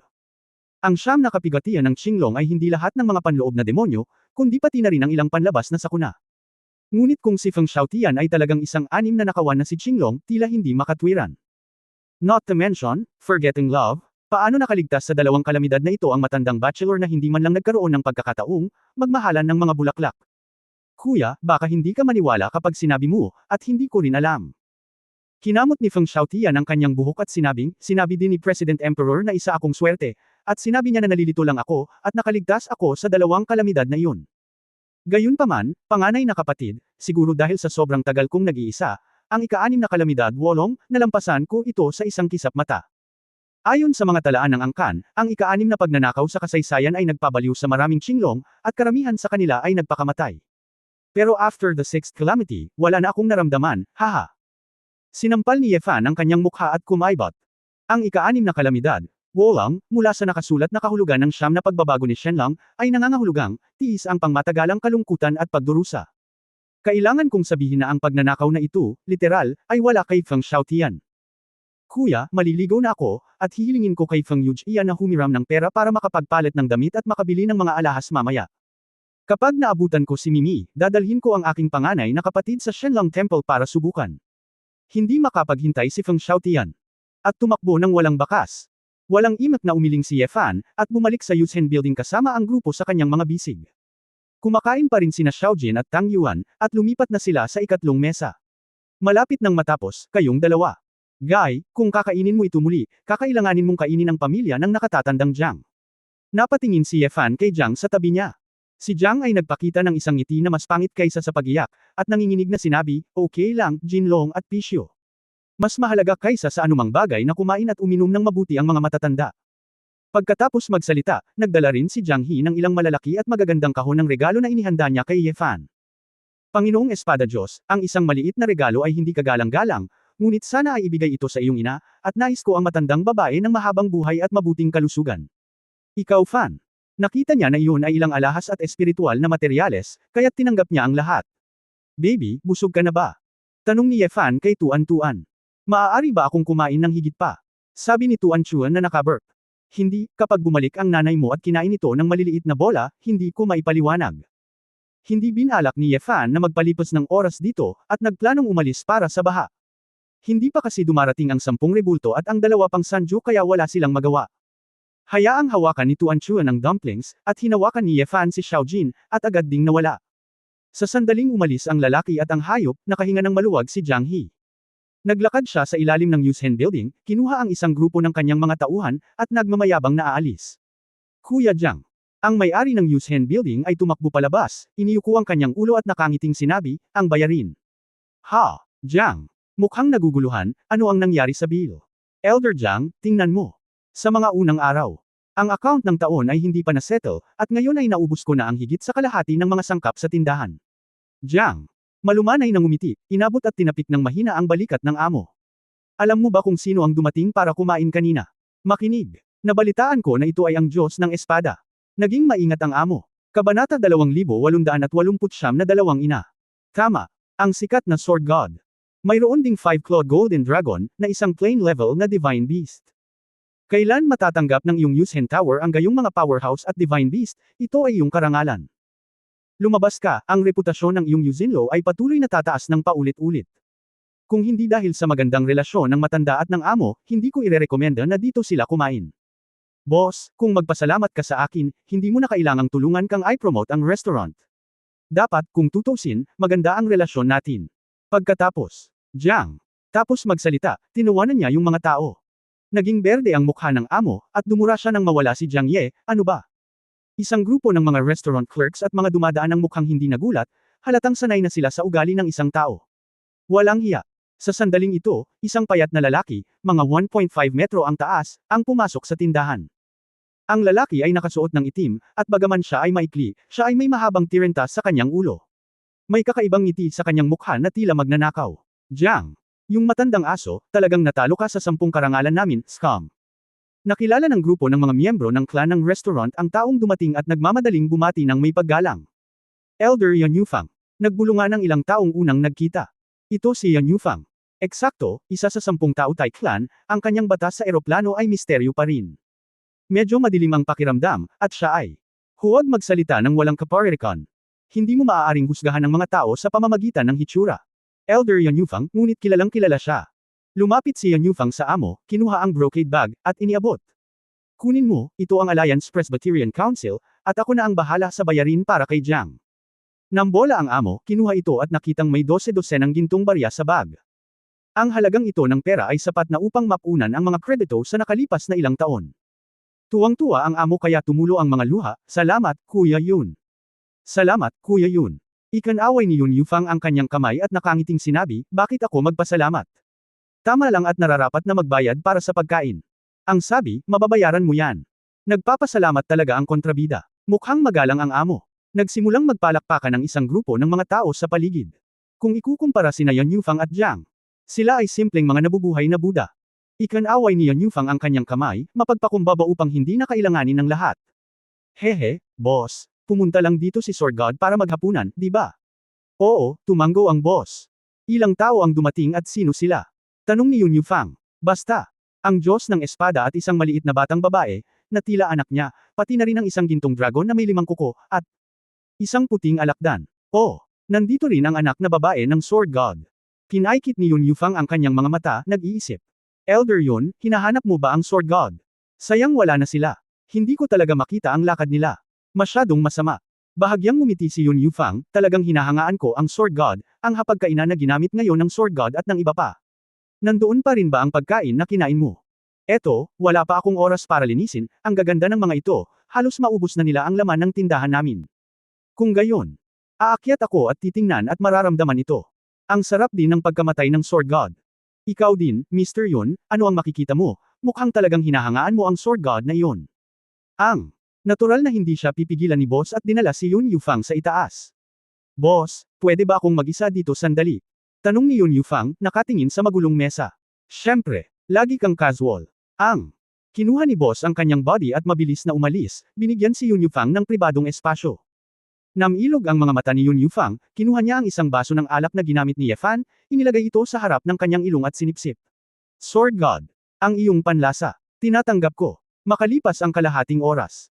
Nang makitang walang gumagalaw sa itaas, umakyat ang amo upang tingnan at nalaman na matagal nang nawala si Yun Yufang. Hoy, si Mr. Yun talaga, walang chance na imbitahan siya sa isang kainan. Nang hihinayang bumalik ang amo sa account room ng restaurant. Ilalagay ko na sana ang malaking halaga ng pera na natanggap ko sa safe, ngunit bigla kong naramdaman na may mali. Sa bag, hindi ko alam kung kailan, isang butas ang nabasag, at ang gintong pera na batong baha ay nawala lahat. Anong makajos na magnanakaw? Sa restaurant, nag-hysterical ang amo. Sa kalagitnaan ng hangin, umupo si Yun Yufang sa isang monster mount at inilagay ang lahat ng spark currency sa isa pang bulsa. Sa hitsura ng kasiyahan, si Yun Yufang ay kumuha ng isang palayok ng masarap na alak mula sa restaurant, at masayang nilagok. Sa kabilang banda ay ang wine glass na ginamit ni Yefan. Maingat na tiningnan ni Yun Yufang ang baso ng alak, na may kakaibang ngiti sa kanyang mukha. Malayo ito sa kabilang panig ng kalawakan. Baha. Pagkabalik ni Yefan, nakipag-ugnayan siya kay Niewuyo sa pamamagitan ng telepono. Dahil dito, nalaman ko na ang aking ina ay talagang pumunta sa ibang ina. Agad na dumating si Yefan sa Xuanyuan City. Kahit na matagal na niyang iniisip na darating ang ganoong araw, medyo nangangamba pa rin siya kung talagang dumating ito. Sa pamilyang Zhenbeiho, nakipag-usap na si Ye Wanqing kay Ji Wanqing at alam niya ang sitwasyon. Naramdaman ito ni Ye Wangto sa simula, kaya hindi ito masyadong nakakagulat. Ang susi ay Ji Soxan at Ye Hang, hindi ko alam kung ano ang magiging reaksyon nila. Ang hindi inaasahan ni Ye Fan ay nang dumating siya sa bahay ng Xuanyuan City, nakatagpo siya ng isang napaka-magical na eksena. Sa pribadong silid, naglalaro ng mahjong si Niewuyo kasama sina Ji Soxan, Ji Wenyo, at Mumumo. Pinanood ni Feng Yaoying, Shu Lingshan, at Ye Wanqing ang labanan, nagbibigay sa kanila ng payo paminsan-minsan. Napakasaya ng kapaligiran. Anak, Fanner. Nang makitang bumalik si Ye Fan, halos sabay na tumawag sina Niewuyo at Ji Soxan. Nagkatinginan ang dalawang ina at ngumiti. Lola. Tumalon si Tuan Chuan at tumakbo sa mga bisig ni Niewuyo. Para kay Tuan Chuan, natural, mas malapit sila kay Niewuyo. Si Ji Soxan sa gilid ay medyo nagseselos. Kinuha ni Ye Wanqing ang dumplings at pinunasan ang dumplings gamit ang kanyang mukha. Long time no see. Tang Yuan, gusto mo akong patayin? Nagmamadali din si Mumumo, nagmamadaling hawakan ang mga dumplings. Ang nakababatang hipag na si Ji Wenyo ang pinakamabait, at tahimik na sumalo daw si Wenwen, kumusta, panganay na kapatid? Okay, anong sitwasyon? Medyo hindi sigurado si Ye Fan, at iminuwestre si Feng Yaoying, hinihiling sa babae na magpaliwanag. Napangiti si Feng Yaoying, asawa, huwag kang kabahan, alam na ng dalawang ina, isang pamilya na sila ngayon. Medyo nalito si Ye Fan. Magkano ang naintindihan ni Ji Soxan? Kung alam niyang maaring patay na ang sarili niyang anak, tatanggapin ba niya ito ng ganito? Silly boy, hindi man kami ganun katalino ng nanay mo, hindi mo ba talaga alam kung ano ang anak mo? Kahit anong pinagdaanan mo, pero after so many years and so many things, hinalikan mo na ako. Walang pinagkaiba ang anak ko. Kaya lang. Dati akong nanay at hindi ko sinasadya, hindi ko inisip. Pero kung tutusin, walang makapagpaliwanag sa nangyari sa ilog na iyon. Sino ang pinalit nito? Sino, ano ang mahalaga? Tinapik ni Ji Soxan ang puso ni Ye Fan, ang pagkakaroon ng tapat na puso ay mas mahalaga kaysa anupaman. Kung hindi dahil kay Yingying at Shanshan, ang nagdala kay Sister Wuyo dito, hanggang kailan ka magtatago sa akin? Natigilan si Ye Fan saglit, pagkatapos ay gumaan ang pakiramdam, at isang bakas ng init ang bumalot sa kanyang puso. Palagi na lang pala niyang iniisip ang sarili niya. Oo, hindi niya alam kung ano ang nangyayari sa White Space, kung siya ba si Lucifer o ang munting prinsipe, bakit siya mag-aalala? Hoy, Xiaojin, bakit parang nagbago ka? Ginintuan ba ang mga kaliskis na ito? Si Shu Lingshan ang unang nakapansin sa pagbabago ni Xiaojin. Hiniling ni Ye Fan kay Xiaojin na pigilan ang hininga ng Divine Beast sa antas ng eroplano, kung hindi, ito ay magiging masyadong kapansin-pansin at mas mahirap. Si Xiaojin ay may mapagmataas na hitsura sa kanyang mukha, at pinalabas ang hype tungkol sa kanyang magagandang tagumpay sa gitna ng labanan sa Titan. Ano? Tapos pinalampas namin ni Yaoying ang isang malaking pagkakataon. Si Shu Lingshan ay mukhang nanghihinayang. Shanshan, hindi mo masasabi yan. Isa rin itong krisis. Kung walang biglaang intervention mula sa Heavenly Book of Words, lahat ay nasa panganib.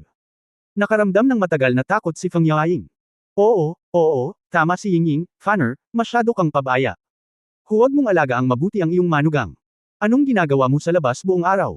Si Jisoo ay hindi nasisiyahan sa aralin. Ayan na. Anong delikado? Sa palagay ko, maaari mong mabilis na dalhin ang lahat ng aking mga manugang dito. Huwag manatili sa bangkay ng Titan, hindi ka tutulungan ng Valkyrie na alagaan ito kapag malinaw na. Hindi, ang martial god ay may sariling mga problema, ito ay masyadong immoral. Napag-alitan din si Niewuyo. Hindi napigilan ni Yefan ang tumawa at tumawa. Hindi dahil sa kanya, pero hindi niya ito sinamahan. Pabaya talaga siya. Hindi makatawa si Momo. Nagkunwaring hindi nasisiyahan si Yefan at sinabing, nahihiya ka bang tumawa? Hindi alam ng kapatid mo kung nasaan siya ngayon, hindi ka ba nag-aalala sa kanya? Napakatalino ng kapatid ko, kailangan ko bang mag-alala? Sabi ni Mumumo. Lahat ng mga babae ay tumanggo, halatang komportable sila kay Su Qingzhou. Medyo natahimik si Yefan, na parabang hindi siya masyadong maaasahan kaysa kay Su Qingzhou sa mata ng kanyang pamilya. Pagkatapos, saglit na nakikipag-chat, hindi nakaimik si Yefan. Alam lang ni Fan na si Mumumo ay nag-aaral na ngayon kay Ye Wanqing sa akademya sa Xuanyuan City. Kahit na si Mumumo ay hindi bata, hindi siya kailanman naging interesado sa paglilinang, kaya narito siya upang pag-aralan ito ng sistematikong. Pagkaraan ng ilang sandali, bumalik sina Ye Wangto at Ye Hang. Nang makitang bumalik si Ye Fan kasama ang grupo, napakasaya rin ng mag-ama. Kuya, gaano ka katagal babalik sa pagkakataong ito? Si Ye Hang ay halatang hindi masyadong matino, na nagpapaginhawa kay Ye Fan. Hindi ito magtatagal, may mga bagay pa na dapat abalahin, sabi ni Ye Fan. Nabalitaan ko na ang emperador ng baril na si Tai Kang ay sasalakayin si Torta. Ross, pangalan, gustong makipag-away sa iyo. Mayroon bang ganoon? Tanong ni Ye Wangto. Nagulat si Ye Fan, kahit alam mong lahat. Kabanata 2870 Wajanlo. Umupo si Ye Wangto at humigop ng tsaa at sinabi, ang bagay na ito ay may kaugnayan sa kapalaran ng ikapitong kaharian, maaari bang? Walang chismis. Mayroong maraming fanfare doon. Ngayon na ang ikapitong kaharian ay nakaharap sa kaaway, ang mga estratehikong demonyo ay iuunat upang harapin ang ikalima at ika-anim na kaharian. Kailan? Ang hukbo ng Silver Kingdom. Pagdating, ito ay magiging parang lupain ng walang tao. Kailan mo ba talaga pinaplano na harapin ang hukbo ng Gon King ng mag-isa? Nang marinig ito, lahat ay tumingin kay Yefan na kinakabahan, pagkatapos ng lahat, siya ang pinakamakapangyarihang hari ng Diyos ng lahing Diyos. Fanner, nabalitaan ni nanay na may kinalaman ka sa bagay na ito dahil sa prinsesang iyon. Pero wala ka talagang pakialam sa wala dahil sa isang prinsesa. Pangungumbinsi ni Ji Seoksan. Tama, panganay na kapatid, hindi ba sinabi mo noon na ang pagliligtas sa baha ay ang iyong huling pagkakataon upang iligtas ang mundo? Napakatagal na, at nagsimula kang mag-alala muli tungkol sa bansa at sa mga tao. Hinikayat din ni Ye Wanqing. Ngumiti si Ye Fan, hindi maintindihan ni Ji Seoksan at ng iba pa kung gaano kahalaga si Sally sa kanya. Huwag kang mag-alala, kung hindi ko ito matalo, hindi ako mamamatay ng walang kabuluhan. Naniniwala ako kuya, malalampasan din ni kuya. Ang layunin ng espada sa antas ng emperador ay mas malakas kaysa sa layunin ng sibat. Si Ye Hang ay lubos na kumbinsido. Ngumiti si Ye Fan, ikalawang kapatid, hindi ba ikaw mismo ang nagsasanay ng baril? Iba na yan, mas importanteng manalo ang panganay na kapatid, natatawang sabi ni Ye Hang. Bagamat sinabi na noong sinaunang panahon na ang sword intent ang pinakamakapangyarihan sa labanan. Ngunit, ang pakikipaglaban ay hindi lamang kumpara sa sword intent at spear intent. Paglilinang, karanasan, pisikal na talento, si Tai Kang ay mayroon ding kapangyarihan ng pananampalataya. Makatuwiran na nang dumating si Tai Kang, si Asmodeus ang lumapit. Ngunit natatakot ako na si Asmodeus ay hindi maging kalaban ni Tai Kang. Umiling si Ye Wangto at sinabi. Hindi lang si Asmodeus ang hindi kalaban, lakas ni Tai Kang, narinig ko yon maliban sa una at pangalawang hari ng demonyo, kahit sinong hari ng demonyo. Walang kwenta ang pagdating. Ang kanyang titulong Invincible in Close Combat, ay hindi nangangahulugang isang maling pangalan, ito ay naipon pagkatapos ng daan-daang libong taon at hindi mabilang na mga laban. Tuwang-tuwang sabi ni Ye Hang. Pangalawang tiyuhin, mukhang labis mong hinahangaan si Tai Kang. Tumawa si Shu Lingshan. Tapos, lahat sila ay gun practitioner, kaya nananabik pa rin sila sa hari ng baril. Ganun pa man, puro lang ako it's too much respect in the gun lane. Mabilis na nagpaliwanag si Ye Hang, dahil sa takot na hindi maintindihan ni Ye Fan. Sa totoo lang, kung pipilitin mong sabihin sa akin, kung ang ating prehistoric land ay magiging teritoryo ng Protoss, walang masama dito. Ang Asmodeus na iyon, kakaiba ang pakiramdam, kung ano ang sasabihin upang maniwala dito, maaari nitong masiyahan ang lahat ng uri ng pagnanasa.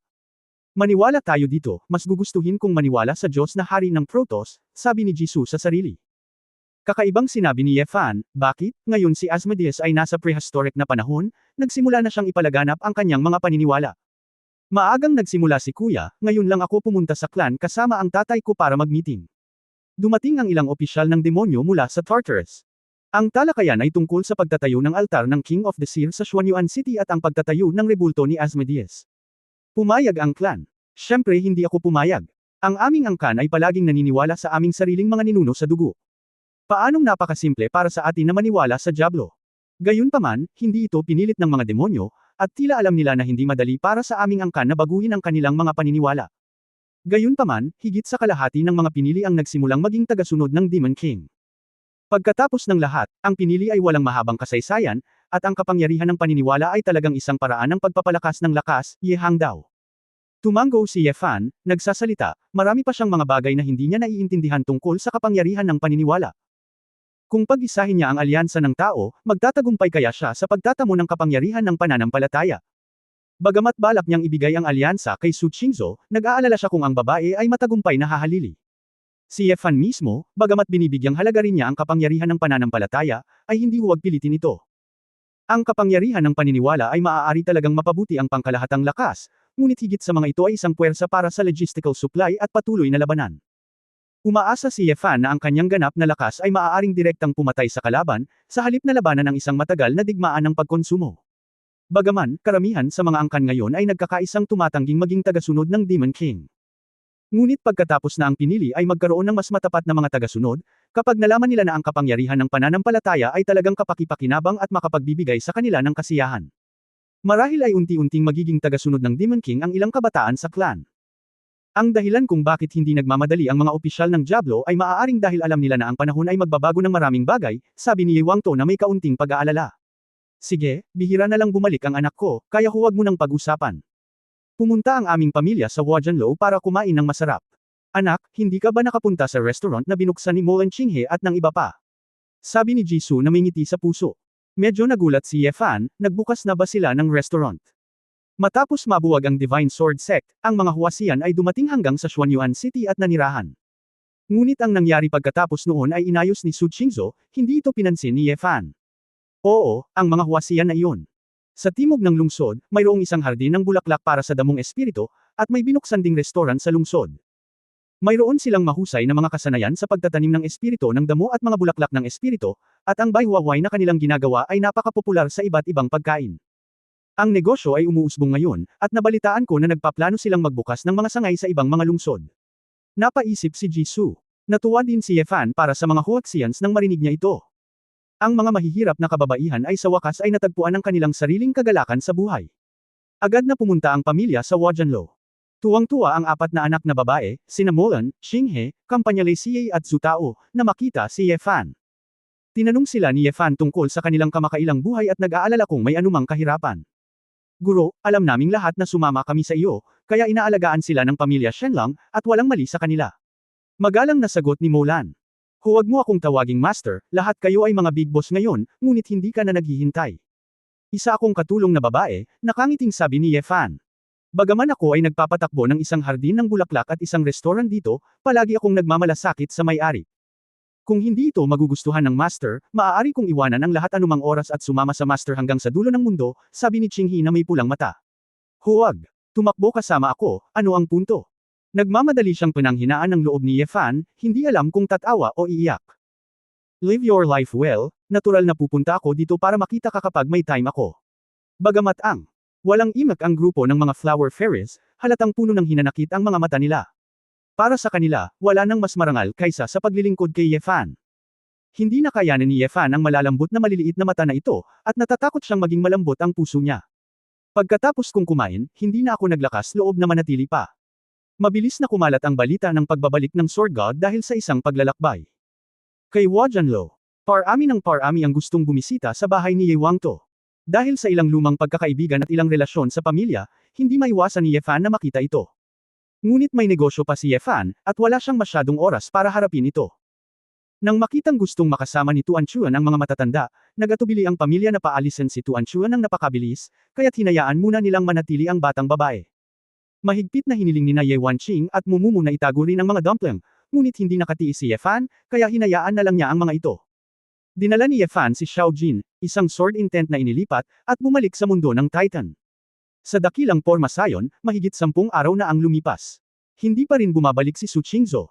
Sa kabutihang palad, sa wakas ay nagising si Ling Yue mula sa pagmumuni-muni. Bahagyang naramdaman ni Ye Fan na tila iba si Ling Yue. Medyo misteryoso ang ugali, at sa kawalan ng ulirat, tila ang figure ay may hindi maipaliwanag na sense of integration sa labas ng mundo. Ang pagpapabuti sa cultivation base ay hindi halata, ngunit ito ay nagpaparamdam kay Ye Fan. Tulad ng pakiramdam ng isang powerhouse. Pagtatapos ng kabanatang ito. For more updates, click on the notification bell.